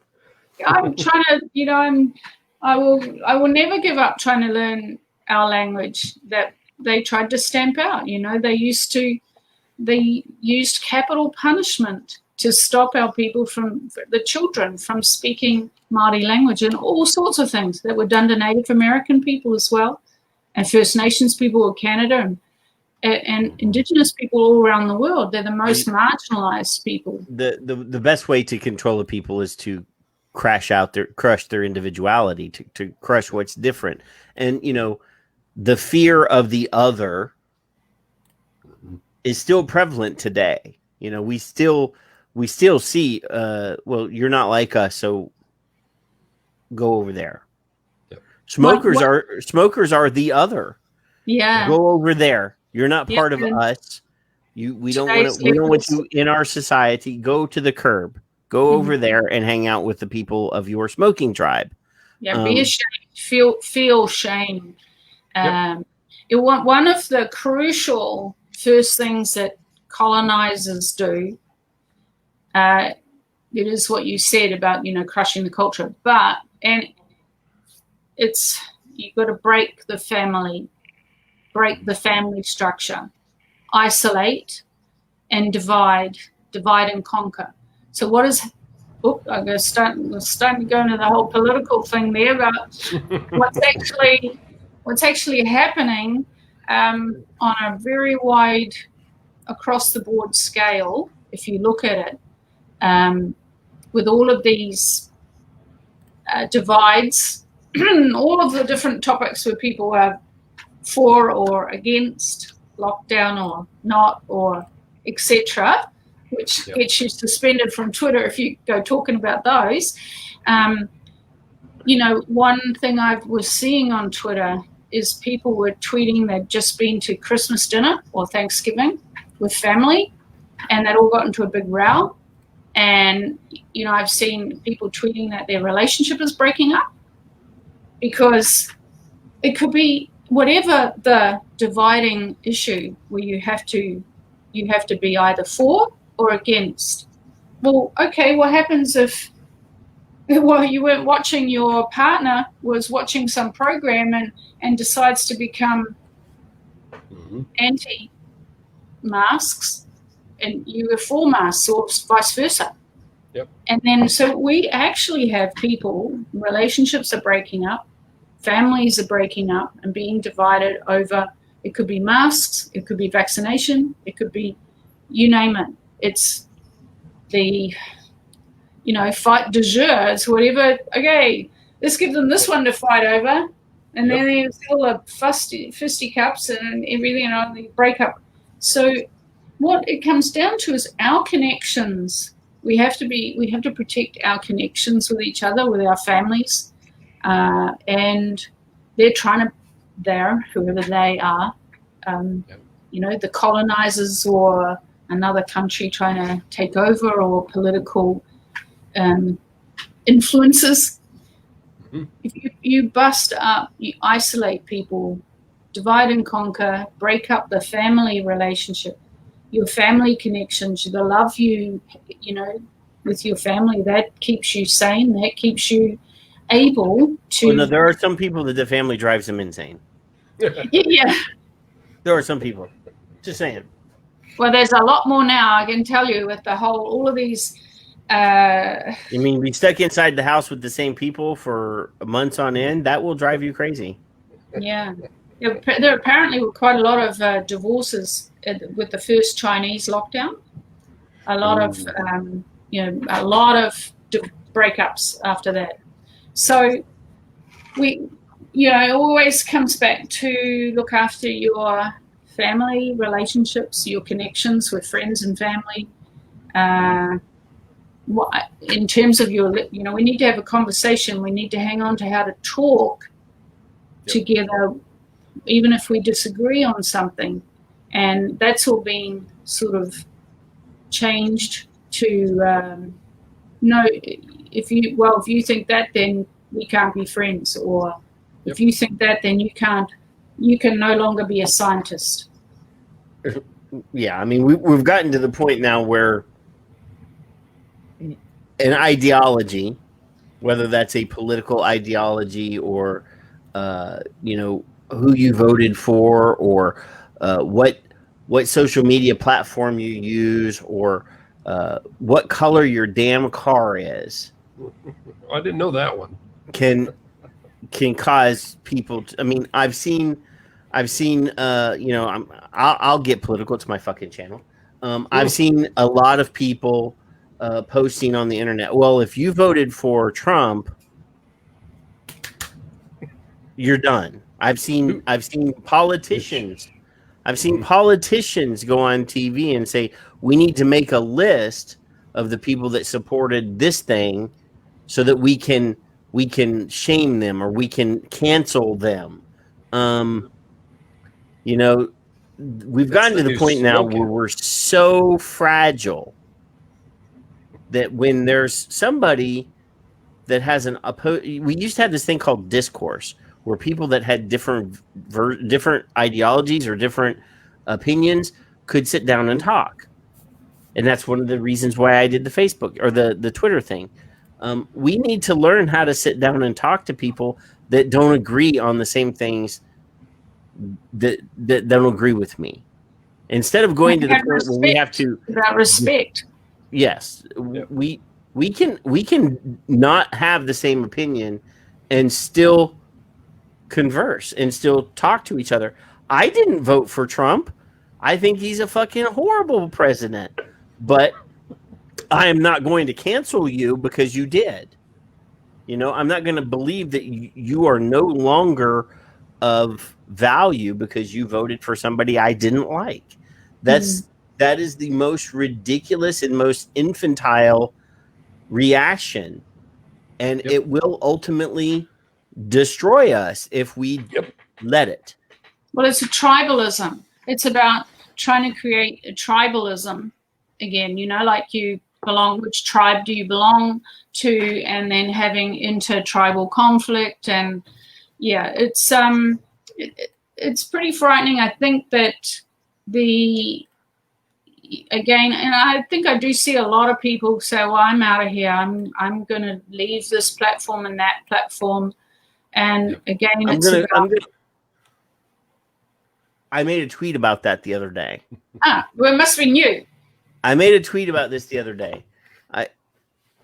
If you want to run away and go somewhere where everybody agrees with you, then you're a coward. Ta-da! Because you're just running away from what is uncomfortable and running away from, you're giving them the victory. Yep. I will never let anybody chase me away from this platform or that platform because there's a platform over there where everybody agrees with me.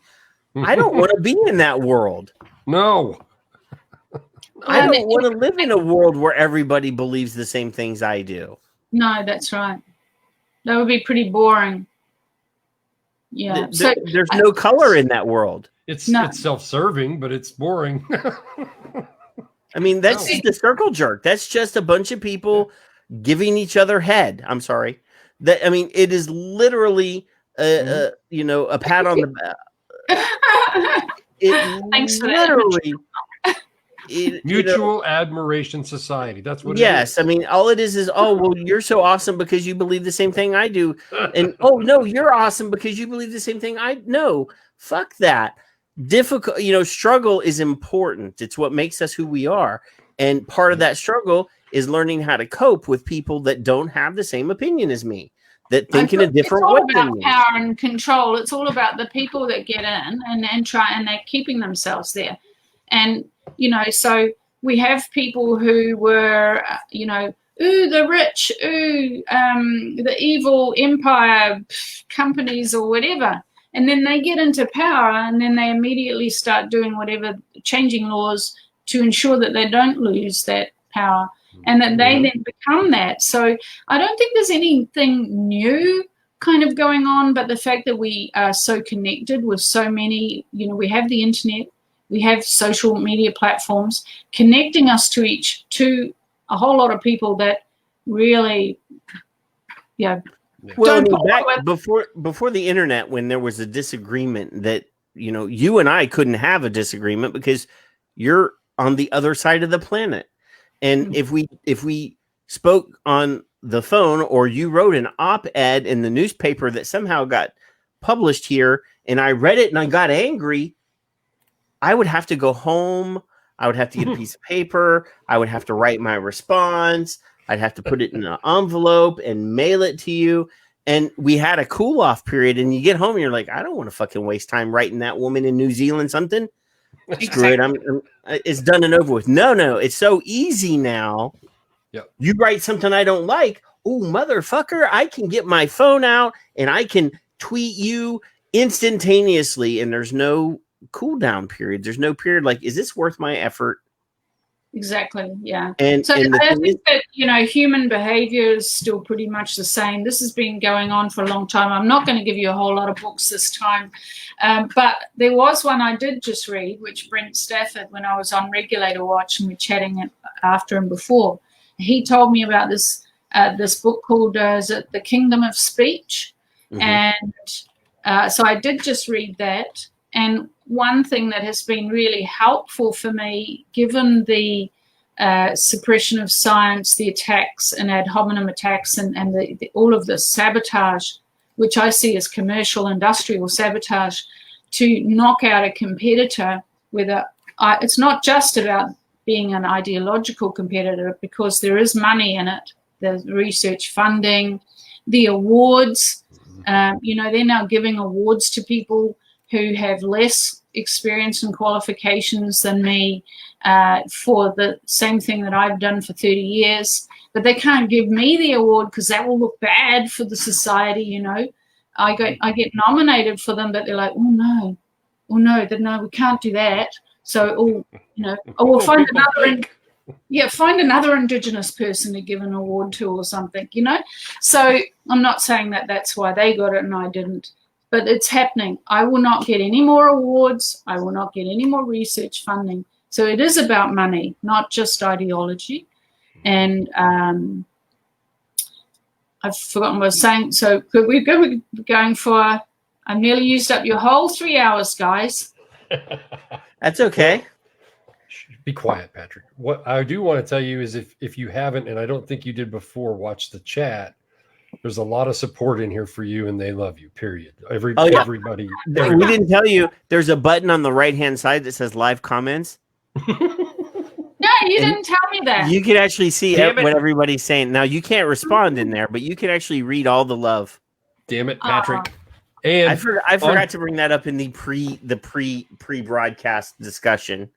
And Hamish, instead of my name, I put Dr. Glover Matters with the hashtag. That's Hamish. Hamish, that is a hashtag on Twitter. It actually is a hashtag. There's more than one person doing it. So. All right. I know Hamish has been hitting up the Prime Minister of New Zealand with that hashtag on a regular basis.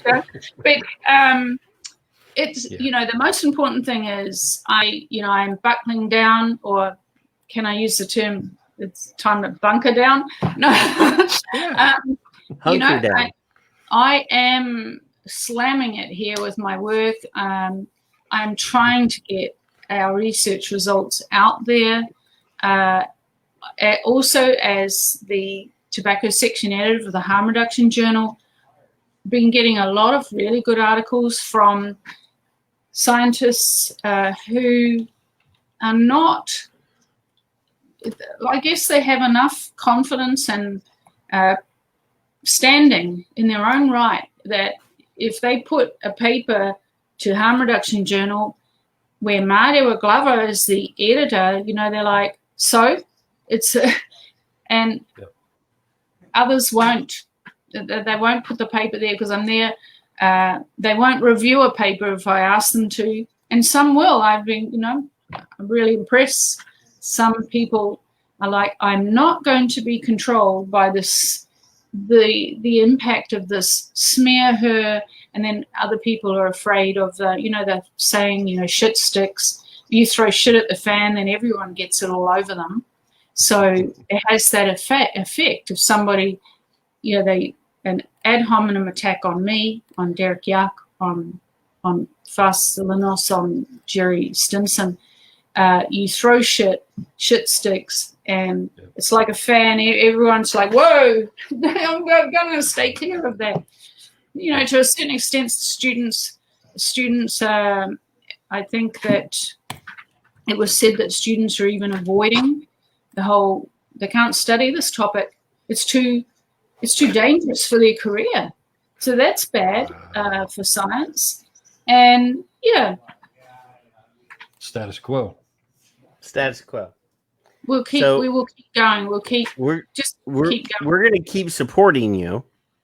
Yep. We're going to keep sharing everything that we can from you. We're going to keep sharing your the 5% thing. I really love that website, by the way. Yep. There's some. I was reading Arthur's story during the show, and one of the things you talk about the financial impact of taxes, and he said, I let the he says now what's happening is I've got myself into overdraft. Yeah, which is quite normal for people who live in these retirement villages, because he lives in a condo in a retirement community, because we've got to pay a levy every month. So that's a maintenance fee or rent or whatever every month. And he says, I let the overdraft get up, and then I take money out of my investments and pay it off. So he's mortgaging his future. He's taking money out of the end of his investments, which means that in the future he's going to have less money. So that money for the smoking is coming out of my children's inheritance, is what he says. I thought that was really sad. He's concerned that he's whittling away what he wanted to leave to his kids. Yeah. So a lot of the stories, I really hope, I think it really conveys why people smoke, why they still smoke, why they started smoking. We have a few stories coming through where young people, like, I just hope to have another one up in a couple of days. She was sexually assaulted. She had a lot going on when she started smoking. People just, it's that whole thing of like not having any capacity for empathy. They walk another person's moccasins. Don't judge them. until you know what they're going through or what their circumstances are. And a lot of people, not all of them, but a lot of people in public health, they simply have no capacity for compassion, and especially this new generation who never smoke themselves. They do not understand, and of course they're being kept by the older generation from listening to smokers. You know, they've been told you can't listen to a smoker because they're conflicted.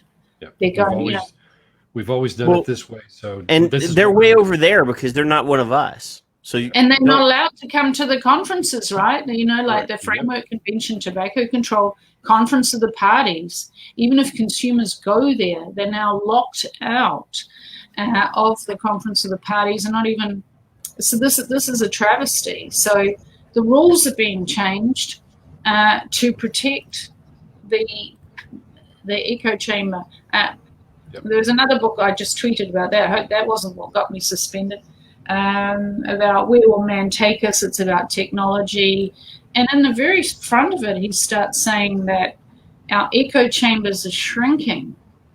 And the more they shrink, and it's kind of like, you know, we're becoming hermits almost. Yeah.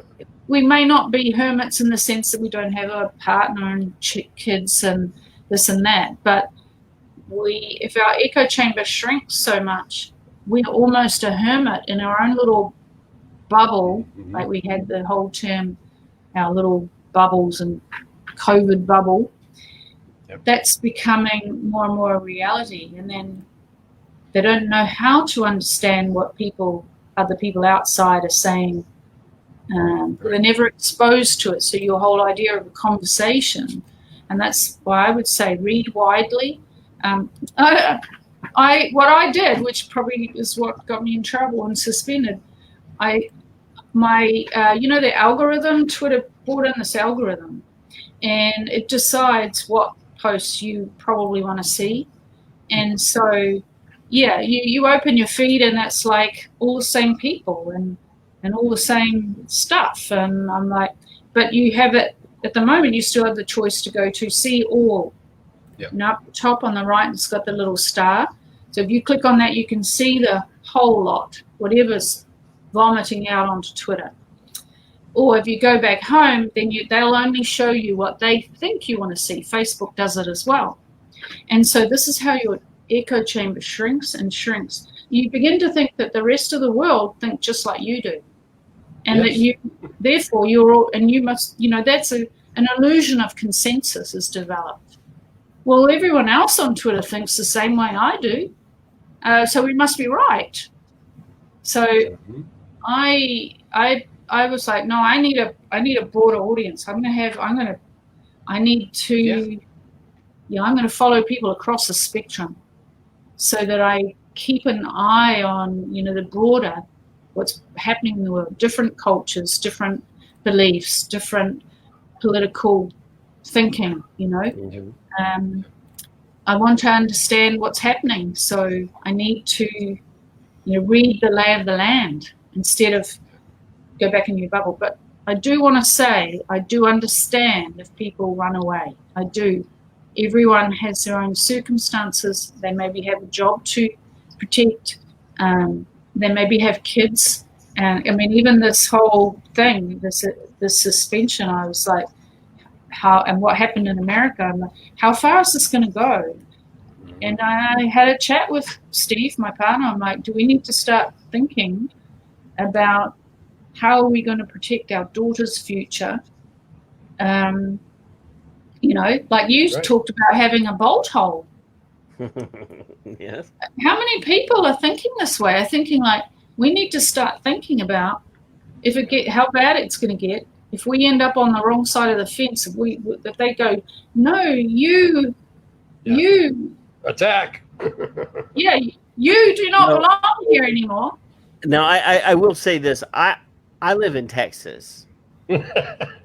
So I don't imagine I'm going to need my bolt hole. But, Oh, I thought you meant Bullet hole. Well, there's plenty of bullet holes where I come from. You still have preppers in Texas. Oh yeah. Oh yeah.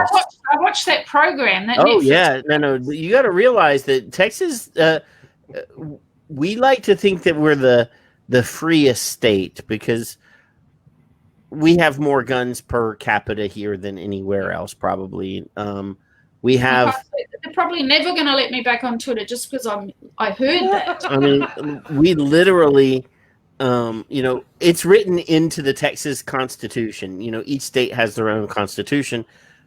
It's actually written into the Texas Constitution that the governor of Texas has to sign a document every year saying that we will still be part of the United States. Literally, the only thing that the governor has to do to separate us from the United States is to not sign that document. Because we were a republic before we were a state. And I think people have that in their head. I mean, we're a self-sufficient state. We have all the oil. We have quite a lot of military bases here. And if we decided to separate, we're keeping that. That's how Texas thinks. I mean, I'm sure that that's not how it would work. But, I mean, Texas, we still think that we're part of the United States. But we really don't need the other 49. You're just humoring us by making us 50 states. Yeah, that's what it is. We're processing all of your oil for you, and you're welcome. Where our citizens don't have to pay state taxes because we make so much money off of you. You see, with my psych background, education, I find this, fascinating. And if people think differently, it fascinates me. I want to understand, why do they think that way? Why do they think that way? And we have liberals here. I mean, we have Austin, which, a lot of people, the hippies and, the marijuana people, all those people all live in Austin. Oh my gosh. Very happy. I'm probably also going to be suspended off Facebook. And we're very accepting here in Texas of people that are different than us. I can hear the demerit points going ding, ding, ding, ding, ding. So, on that program, look, you even have the word liberty, son of liberty. Yes. See, now, so what's really funny is if we go to the gun range, there's another demerit. There, you literally. Please don't say the B word. Oh my gosh. You literally could be, shooting at a target in your lane, and 2 lanes over could be a bunch of hippies with long dreadlocks with pink color hair in there, and they're over there shooting their guns. Vegans shoot. Yes. Yeah. Absolutely. Yeah. Texas is weird. I'm telling you, and it's a wonderful place to live. I want to ask you: do you not worry that you are tripping the wire? That the whole Big Brother, or what did I say? The Eye of Lord of the Rings, the Eye of Sauron. Every time you're saying this gun, you said the word gun. You say the word liberty. No. Are you not worried that the Eye of Sauron is going to come on you? When I got suspended on Twitter, I felt like I was Frodo. Like I said, if I get deplatformed in all of these places, I will find another place to do the show. It is literally no skin off my teeth. I'm broadcasting right now on all those 3 places, the recording of which will be uploaded within an hour of the end of the show to 40 other platforms. Yep. I mean, they can try to silence the show. I don't think they can get it every place. I literally don't. And I'm fine with that. Kevin and I can get in a Skype or a Zoom room, and Marewa, we can invite you, and we'll just have a 3-hour conversation, and we'll record it, and we'll put it on portable USB drives and mail them all over the United States if we have to. So they will not silence me. I better just make a disclosure that I did not ask you what your politics were before I came on the show. I had no idea what you were. I'm a libertarian. I mean, it's right there. I'm a libertarian. I mean, It's an ugly word because the Libertarian Party is kind of a train wreck. I vote my conscience. And I said this the night of the election, and I've said this in multiple conversations about this phrase right here. Because this phrase right here, I love this shirt because it's a CASA shirt, and they made one for every state, and this has Texas on it. This is a joke. I vape, I vote literally has no value because vapors are like smokers. They're so diverse, whether that be in politics, whether that be sexual orientation, whether that be race, color, creed, religion, whatever. Vaping is not the most important thing to the vast majority of people that vape. If you're a gay vapor, you're not going to vote for a Republican who doesn't want you to be gay because they're pro-vaping. If you're black, you're not going to vote for a racist Republican, even though the Republican may be pro-vaping. If you are a gun rights advocate, you're not going to vote for a liberal who says, I'll let you vape, but I'm going to take your guns. Careful what you step.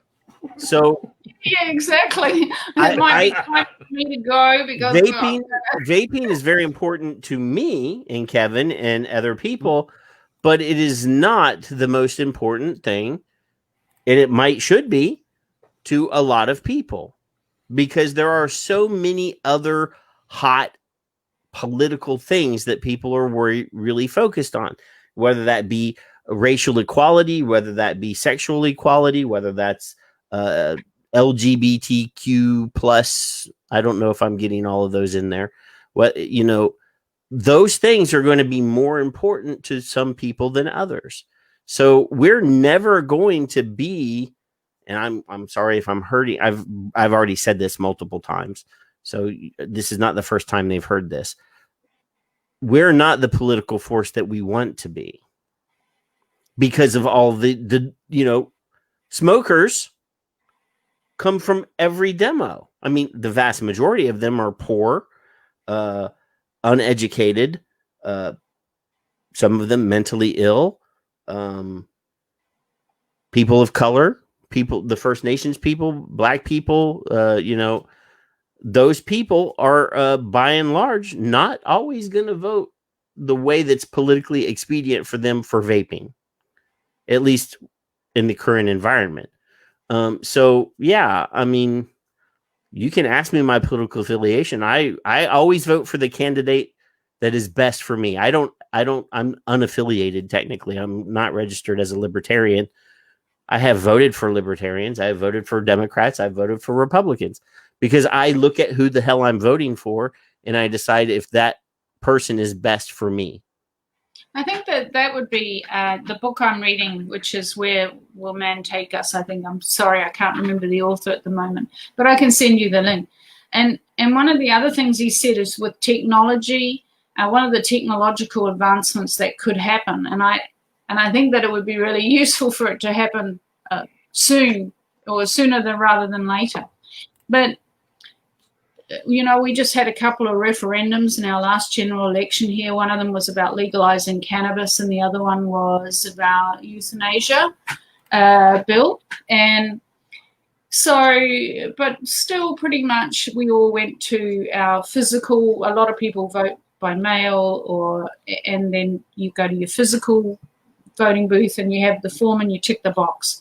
Mm-hmm. But what he was saying that really we could when it comes time where governments need to change the way the government works, what he was saying, what technology is going to allow us to do eventually is that, different political issues, like, for example, for yourself, it would work really well for you and it would work really well for me, where every political policy or every policy being debated in the House by the politicians is actually put out to the public via the electronic, and you can all vote on it. So basically everything can be a referendum on whether or not there should be a law on this or a law on that. Now, of course, there'll be a whole lot of people who don't have time or don't care about that issue or cannot read the materials and don't want to do their own policy analysis. And in that case, you can then say, like, if you have shares in a company and they have the annual general meeting, you could go along and vote, or you can just tick the proxy, you know. So you can have a blend of people who will weigh in. They want, no, on this one, I want to have my say. I'm going to have my say, yay or nay.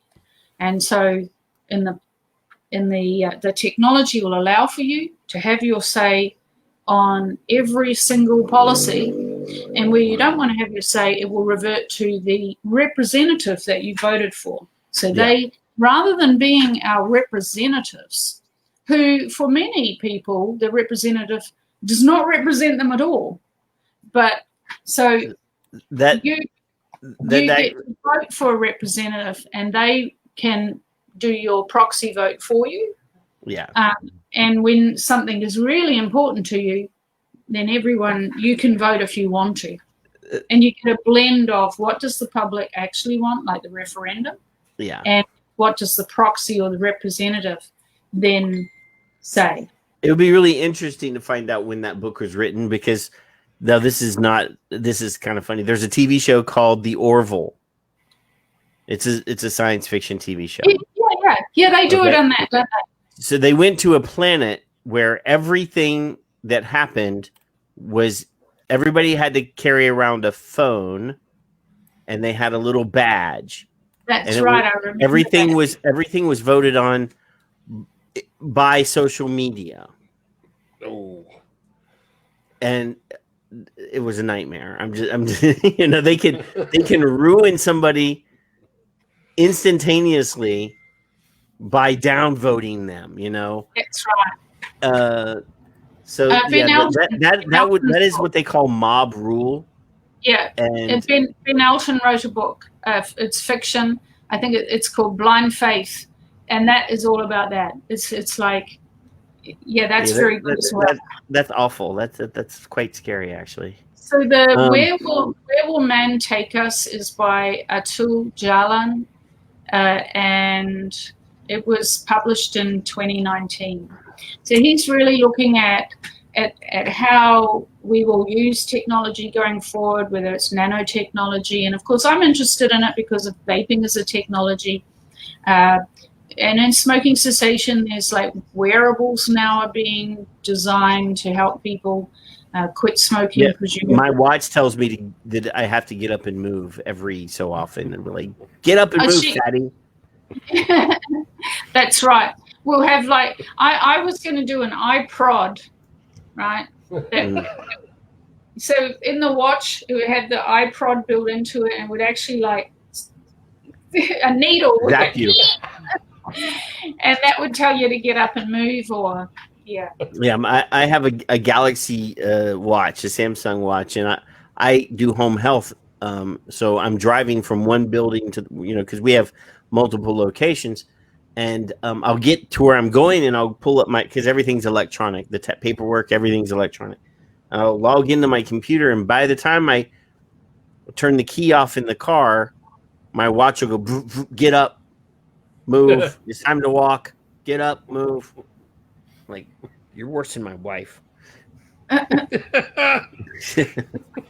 well, guys, it's been wonderful, and before you go, the last thing that we do is we just ask you to give your final thoughts, your hopes for the future, what you want people to think about. You want to remind them of your studies or your surveys or whatever.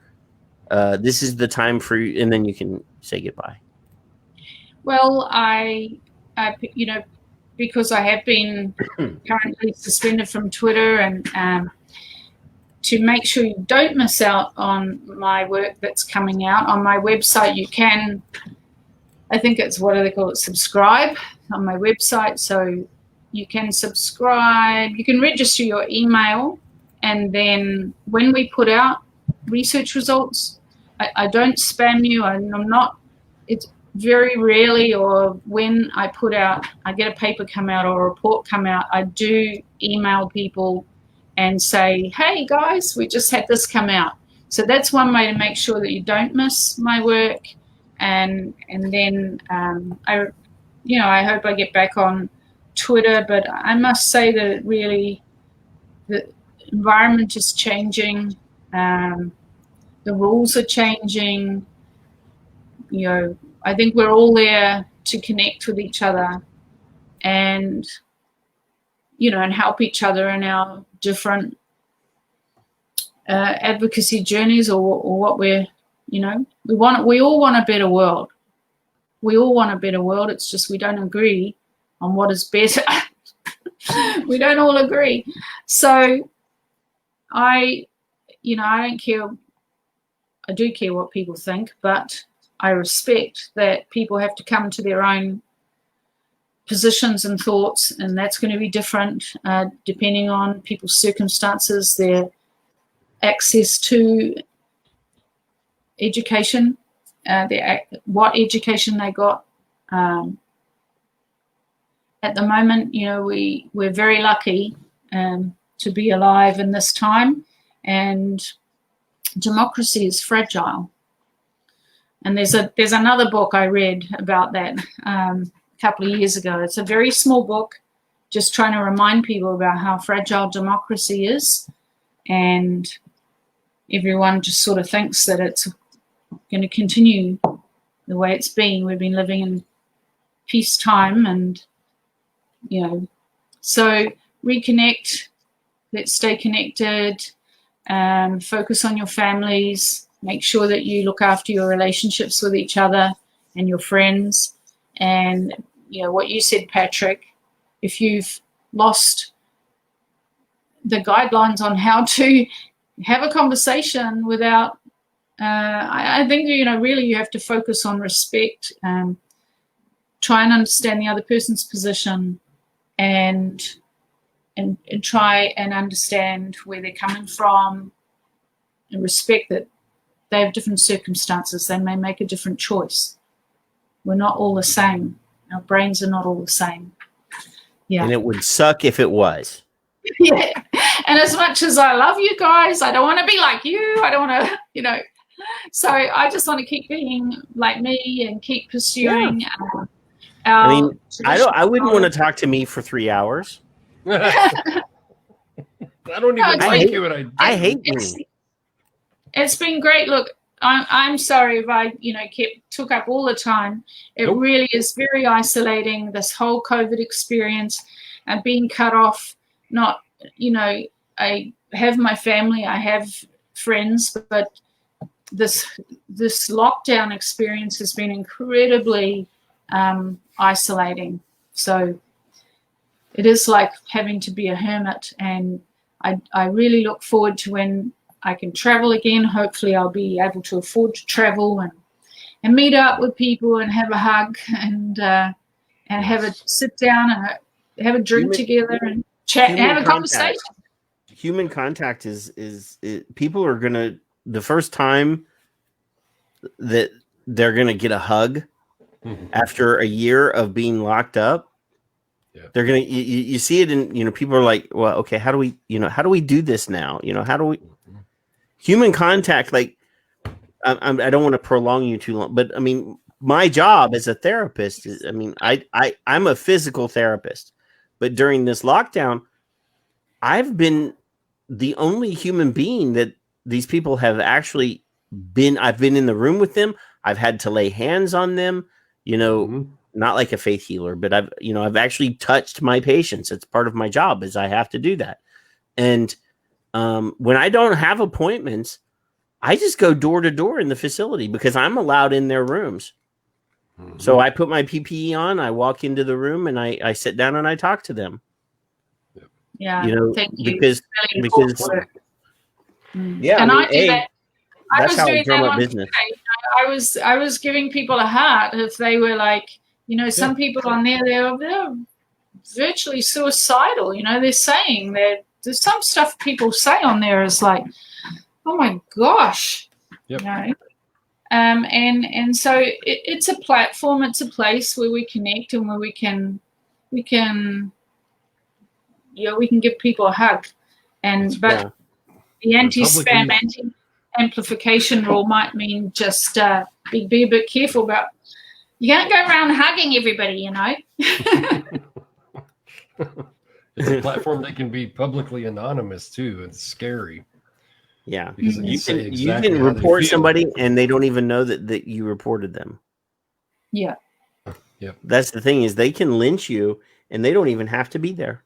Nope. That's right. Yeah, no consequence. Yeah, there's a lot of that.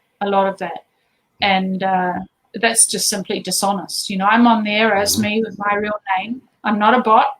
Yep, exactly. And you guys, you know, yeah, it's and that's a risk. But you know, I stand for honesty, and yeah, if some people have a go at me, you just block them, right? You know. Mm-hmm. Yeah. That functions there. Yeah. You know, if I say something that offends people, you can just hit the unfollow button. You don't have to. You don't have to. You know, I hate this. I don't want to make this comparison, but I'm going to. You know, in Germany, in Poland, and in other parts of Eastern Europe, back, you know, 80 years ago, if you were a people of a certain religious group, your neighbors would turn you in for themselves, whether they didn't like you or whether they were afraid of you or whatever. And we know how that ended. It did not end well. So if you got to the point where you have to inform on your neighbors, on your fellow humans, you have to wonder what your end game is on that. Why? When you could just let that happen over there, I'm over here, I'm perfectly safe. No. I'm gonna inform on them. I'm gonna tell on them. I'm gonna make them go away. Sadly, that was this past year in a few places. So it depends on people's education. Some people they're not getting that education anymore. You know, we have whole generations that don't know this stuff. Suppressing information, suppressing history. In the United States, they stopped teaching civics. So they don't. The kids don't even know how the fucking government works. They don't understand what the Constitution actually says. They don't understand there's a separation of powers, and this is what the legislature does. This is what the judicial system is. This is the reason why we have an electoral college instead of, a popular vote. There's reasons behind that. It's written into the glorious document that is the Constitution. Well, the other thing is that it's just another strategy, is writing people out of history. And even my, academic competitors, when they are publishing papers and if they write anything about the history of tobacco control in New Zealand, they never mention me. And yet I was the first full-time Indigenous person to work on reducing smoking in this country. And I've continued. I have over 120 publications. They never reference my papers, or hardly ever, unless it serves their purpose. They're ad hominem attacks. They never reference my work, and they write stuff about the history of tobacco control in New Zealand and never mention me. So this is, that's some in universities now. We have people who are only teaching what they want students to know, their own ideology. They're passing it on. Yep. And I'm completely against that. I am for academic freedom. If my daughter goes to university, I want her to be given, well, there's this and there's this, and I want to teach you how to think critically and analyze it and figure it out. Tell me what you think this all means. I don't want her to just walk in and be told, this is how it is, like her high school. Some of the high school teachers do now, But anyway, we're at 3:20. I know we could just keep talking forever and ever and ever. I will say goodbye and let you guys either go on or wrap up. Thank you so much for, talking with me and still connecting and having interaction with me, like a whole lot of other people are not allowed to, and so they don't. Thank you. Yep, I appreciate you coming, And like I said, we will always hold you in high regard. You were one of the first respectable people that agreed to ever come on our show. No, you were actually. You know, we will always be there for you. So don't worry about that. And yeah, you know, reach out to me. You got my email address. When you get ready to send out the stuff, we will blast it everywhere that we can blast it for you. Without breaking the anti-spam, anti-amplification rule, please. Well, your accounts. If we're amplifying something that they don't like, we don't know it until we've done it. So, like I said, I don't, you know, it'll hurt Kevin to get kicked off of Twitter. It'll make me cry. But, okay. How am I going to talk to my other bots? The bots will find you, Kevin. Yeah, they'll find me. They'll find you. So thank you for coming, Dr. Glover. And yeah, we'll probably go just a little bit longer, but we probably are not going to go for much longer. But I apologize for keeping you this long. But we had fun. It was enjoyable, and we always learn. Always learn. Mm-hmm. Mm-hmm. No, it's like, you know, it's January now. We're going towards a whole year of being cut off from each other around the world, like from being able to meet. And so I really appreciate this. Thank you. And do I just say my goodbyes and I leave? Do I click the leave button? Okay, yes. Bye, guys. Thank you, everybody, for listening. And please, you know, sign up on my info@chorus.com. And I love to hear from people. I try to respond to emails. Any questions, I'm happy to answer them later. Thank you. And, of course, Chugga, she can answer them as well if I can. Now, as long as Chugga doesn't have a bottle of wine. Oh, okay. We can't ask questions after she's opened the bottle of wine. She lost a bottle of wine when she was on the show last. Okay. But like it's in the afternoon here. So, no, that's all right.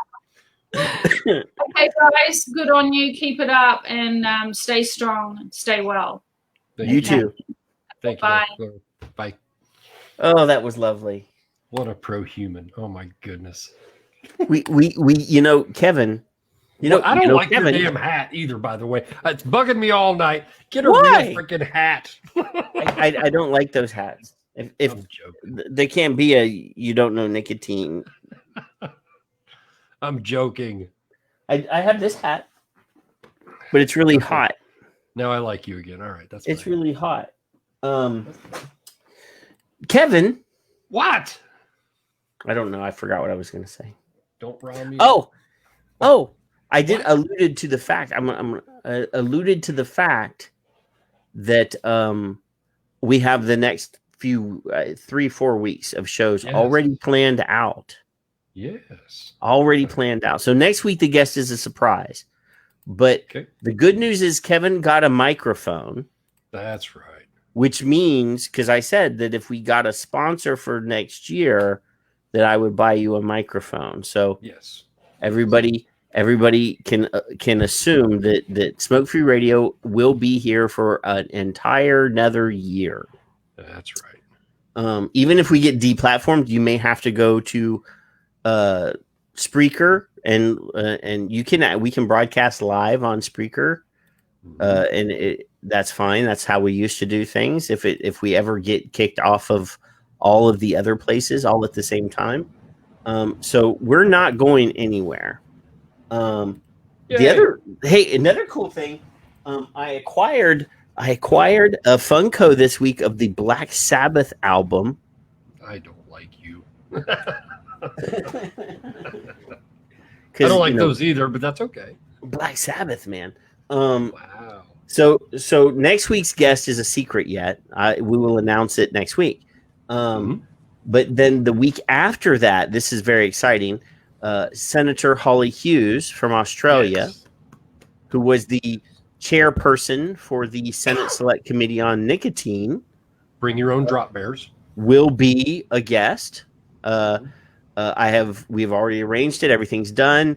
Her press person, because I had to go through first her personal assistant and then her press person, to find out how, she was like, well, I said, I really want to talk about the hearings. I want to talk about her personal journey as a vapor.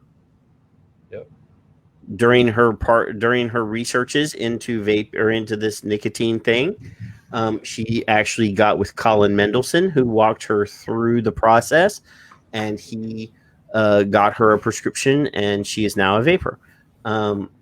The week after that, though, we have Dr. Mark Tyndall, who is a harm reduction person. He's a professor at the University of British Columbia School of Population and Public Health. He is an infectious disease doctor. I'm reading it right off of his Twitter bio, by the way. He's an advocate for human rights, and he's the founder of a project called My Safe Project, which is a harm reduction for safe supply in Vancouver. But he's also been very active in the Twitter world of vaping, because he's been promoting tobacco harm reduction, and that vaping is indeed valid harm reduction and should not be attacked and demonized. It should be promoted. So we're going to bring him in because we need to draw the parallels between other harm reduction and tobacco harm reduction and vaping. We need to show everybody these are the allies that we need. So we're going to have him on, and I'm not ready to say who's coming on after him, but yeah, so we've got everything planned out for the next few weeks. We've got really stellar guests, and I'm sort of really giddy that we're getting. I'm like giddy like a schoolgirl. That we're getting these great quality people that are willing to come on and have a conversation and educate the two chuckleheads. Well, yeah, of course. Because obviously we're not always the smartest. We might be the loudest. I keep going to my email to see if I'm getting an email from Twitter saying you have been banished. I haven't gotten one yet, so. Oh, I do have my email open right now, so I'm waiting. I'm waiting. But Kevin, what? When your heater is on, Mm-hmm. that microphone is still picking up your heater. Well, then I'll just freeze while we're on the show. No. We already just told the story of an old man who wouldn't turn his heater on because he wanted to buy cigarettes. Well, yeah, that's true. I'm not sure about the machine eating Dr. Glover. I don't know about that one. Troop. I have no idea. That one I haven't heard. Okay, so heater. Maybe I can get a box or something. I think if you put this pop filter on the towards the, side? If you face it, it might minimize it. Yep. Did it? A little bit. Damn it. All right. Well. But I did adjust your volume level, and it doesn't. Nobody made any complaints. No, actually, people said I sounded great. No, I lowered it halfway through the show, and nobody said anything. Oh. So yeah. Gotcha. Okay. But yeah, so it seems to be working. So I do want to thank. I mean, obviously, there's been a lot of people that were in here and left, but so I'm going to go through the chat real quick and say thank you to the people that are still on the list of people that I can say thank you to. So obviously, Paul is here, and I really appreciate Paul and Bruni and Samantha and Ed.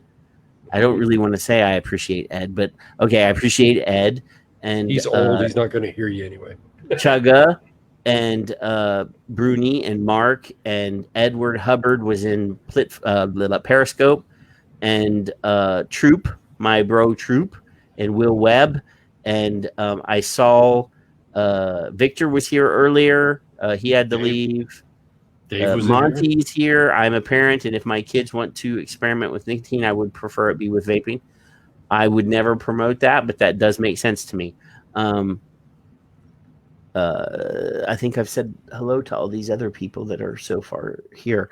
But yeah, I just love. Oh, Addie. I don't know if Addie's still here or not, but Addie was in the YouTubes, and Charlie McCracken, and Victor, Will. I think I already said Will, and Leanna, and Mark, You know, all you people, David, all the people that are here, Apathy's here. I don't know what he's saying. No, thank you to, but okay. No, thank you. No, comma. There's no comma. It just says no, thank you. So he's so apathetic he forgot the comma. Oh, shut up. Oh, Amanda. Hello, Amanda. You know, I've said this before. If we ever get deplatformed, if that were ever to happen, you know, I saw that Dash Vapes, because you know their YouTube got ripped, got removed, got whatever. That they are setting up their own streaming thing right on their website. If it ever comes down to it, I might go hat in hand and say, "Hey, can you guys can Smoke Free Radio be on Dash Vapes?" You know, I don't. They've already got everything set up, so you know, we might have to do something like that. I mean, I don't think we have the footprint that's large enough to get their attention, to get the censorship. You know, I mean, we get somewhere between 1 and 8 or 7,000 views on our show in a week's time. We're not threatening Grim Green for supremacy of the vaping world. We're not, Demetrius gets about a quarter of what Grim gets, and we're not even messing with Demetrius's numbers. So I don't think that anybody's afraid of us, and I don't think that we're big enough for anybody to worry about. I still think that, and I'll stand by this, we give the best content out of everybody, except for maybe the Smoker Show. We have the best audience. And yes, we do have the best audience. And they're loyal. These are the people that come every week to listen to me and you. Because we ain't shutting up. I do have to say, none of the people that maybe Leanna, this, I'm not going to show the label, but this cigar variant in this device. Jennifer already left, so you can't tease her anyway. Is damn good. It's damn good. Oh yeah, and this is one of the ones that I was like, I'm just gonna throw this together and see what happens. This is pretty damn good. Pretty damn good. Look at you. Pretty damn good. Yeah. So, Kevin, what are your parting thoughts? What do you want to end the night with? Patrick, having the hashtag there in front of me reminds me of who that young lady is, and I liked the fact that was done. Whether she comes back on or not on Twitter, she's going to keep doing what she's doing, and I have to go back to my survey because when I did it, I didn't know anybody. I told you earlier I had 300 followers. Nobody gives a shit. Who's this idiot? And suddenly the followers just was like multiplying by the day. They were like rabbits. And I didn't know who they were. I had no idea. Bruni was one of the first ones that I remember, Agent Anya and a few others. And I was stunned at what I could learn. And I really was. And I put this in a blog about Professor Puffin stuff. I followed all those people that these people were talking about as I grew because I wanted to learn from them. And then quickly they blocked me because I was telling the truth. But the survey was to get your voice. I don't know if you specifically took it or not, but the voices of Bruni and others, I accidentally wanted comments, and the comments were the gold. I didn't know what I was doing on the Survey Monkey. I got all these comments. I Can Climb Mountains Again was one of them. I Don't Wet My Knickers Anymore was another one, which made me laugh. But the Climb Mountains Again, Dr. Glover used. And 2 hours into a symposium that Alan Beard told me about. But she's kind of doing the same thing with her site. And she's listening to other people and letting their voices be heard. That's the important part to me. she's also one who listens and engages with us. Obviously, to come on here with you and me is not only an honor, but a surprise. She's desperate. She's desperate. So I take a lot of stock in her doing that, and I take a lot of stock in what she says. So listening and engaging, like the low Nick stuff, I am so against it, but she at least gave me a different perspective. I can sit back and go, she brought science. Okay. Right. She brought another point of view that I hadn't heard yet, because all I've read and seen and heard and blogged, I think I've got 3 blogs on their dumbasses, 22nd century, is it isn't going to work. You're idiots. Well, maybe I'm wrong. And you don't grow unless you realize you're wrong and then move on with that information. And that's what Dr. Glover, in effect, teaches me. In that part of tonight's show. And she's a professional. She should be treated as a professional. We will blast anything she has on there. I don't care if I like it or not. I won't care if I like it or not. And if you don't like it, that's more of a reason to put it out. If it's something you didn't want to hear, that's what we're looking for. So she's not going to lie to us. She's never given us a reason to think that. And quite a few others that are brave enough to risk their livelihood for that are those are the people you need to respect quickly if you haven't. And I'm sure the audience in this room now do. But for the record, she's pro-human. Love her dearly. I'm glad she came back on. And don't talk about your hat. That's all. Talk about your hat. So, I showed one of the things that I did this week on Twitter was one of the pictures. I'm going to show you the other one. And the reason I don't want to be the only one doing this. So the only way that this idea of, hey, you know what? Let's have a talk about nicotine. Let's have a talk about vaping. Let's have a talk about fixing the problem instead of the nuclear option. Anybody that has a phone can do this. I mean, I used an app to put the words on, but you can just get a piece of paper and a magic marker and make a sign. I'm putting out the invitation again to public health warriors to sit and chat over a cup of coffee and talk about solutions. Threatening adult access to reduced harm products to reduce youth use will hurt adult quit attempts. And, I just posted a picture of me sitting in the car. And I put, kids shouldn't vape, but we need to talk about tobacco harm reduction for adult smokers. Mm-hmm. Everybody on Twitter needs to be doing something like this. Don't use my words, use your words. But it should be, let's have a talk. Let's sit down and talk like adults. Let's have a conversation. Look at how pretty I am, actually. If I'm the only one doing it, I mean, I only have like 800 followers. I'll commit to doing it. I got a picture I can use. Just post a picture and say, you know what? Yeah. Let's have a conversation. Mm-hmm. Let's talk about this. All we do is we react, we respond instead of being, offering. Let's offer the olive branch and say, you know what? Let's have a talk about this problem.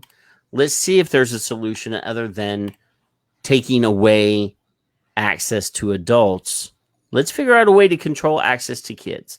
Let's talk about the benefits of this product. Let's do this instead of being angry and full of poison and insulting all the time. And I do a lot of that. Do a lot of that. I'm just saying, let's offer them something other than the yes, I saw that, the clenched fist. Let's offer them the open hand. I was laughing at the boy that beauty filter was working. Yeah, I saw apathy over there. I busted him on the comma. There he goes. He threw the comma in a few seconds ago. So, let's just make the decision to waste a few seconds of our lives to take a selfie with a sign or a message and say, hey, let's have a conversation. I know I said during the show that I think that conversation might be dead, but let's do that. Let's try that. And if you can't do it on Twitter, do it on Facebook. Yep. You know, if you can't do it on Facebook, do it on Instagram. I've actually asked. I won't. If use you're names. on Parler and it's still working, I don't think it's working. But if you're on Parler and it's working, do it there. I asked. Or there's another one. There's another new one that the people that got kicked off Parler started. There's another one. I can't remember what it's called now, but it's like Words or something. There's another one. Do it on fucking what's the one that everybody Reddit. Do it on Reddit. Oh, Reddit. Yeah. Yeah. You know, there's places where you can have conversations. You know, we may end up having to broadcast this show live on Twitch, but we'll fucking do it, or Discord or whatever. We'll find places. We will talk wherever they will let us talk. This platform that we're using is it actually has the ability to go to like 20 different things. So I'm sure we can figure out one that won't kick us off if we get ever. I don't think we'll get kicked off, but if we were, you know, we need to do that. So anywho, I love you guys. You know, it's Friday night, like I say every Friday night. The show ends, and you should go and find your kids and tuck them in, or give them a kiss on the head. Go find your wife and squeeze her butt and enjoy the weekend. There's football on Sunday. I think there's football on Saturday too. There's football. Enjoy yourselves, barbecue, do all the things that you love, because Monday's coming, and we know that when Monday comes, all this shit starts again, and we have to be there to keep kicking ass. So we'll see you in 7 days with our secret guest, and we've got some fun stuff to talk about. So be good, love you, and you know, have a good one. To confuse the public about science, to confuse scientists about science. We're exporting a whole lot of really bad and dangerous rhetoric, bad research, and unfortunately it's being picked up and amplified in other countries. Never forget the elephant in the room. It's actually such a big elephant that I don't think people can even breathe in that room. It's such a huge elephant. It's the number one preventable cause of death in Australia. So when you are taking a precautionary approach, when you're like, no, we just don't know enough, I just tell them, shut up, because that just I don't know is killing people right now. There's a tremendous push to bring about prohibition, to actually prohibit vaping. Whereas the evidence strongly suggests that actually, up to now, the most successful way of people stopping smoking cigarettes is vaping. When vaping increases, smoking decreases. That's right. When vaping is restricted, smoking increases. We're worried that, in fact, a lot of members of the public still think that using an e-cigarette is as harmful as smoking a cigarette. I mean, I have said that it would be tragic if smokers didn't quit and carried on smoking because they hadn't tried an e-cigarette, because they were worried about the safety of an e-cigarette. To confuse the public about science, to confuse scientists about science. What about that? What about that? What about that? What about that? What about that? I am the master of my fate. I am the captain of my soul.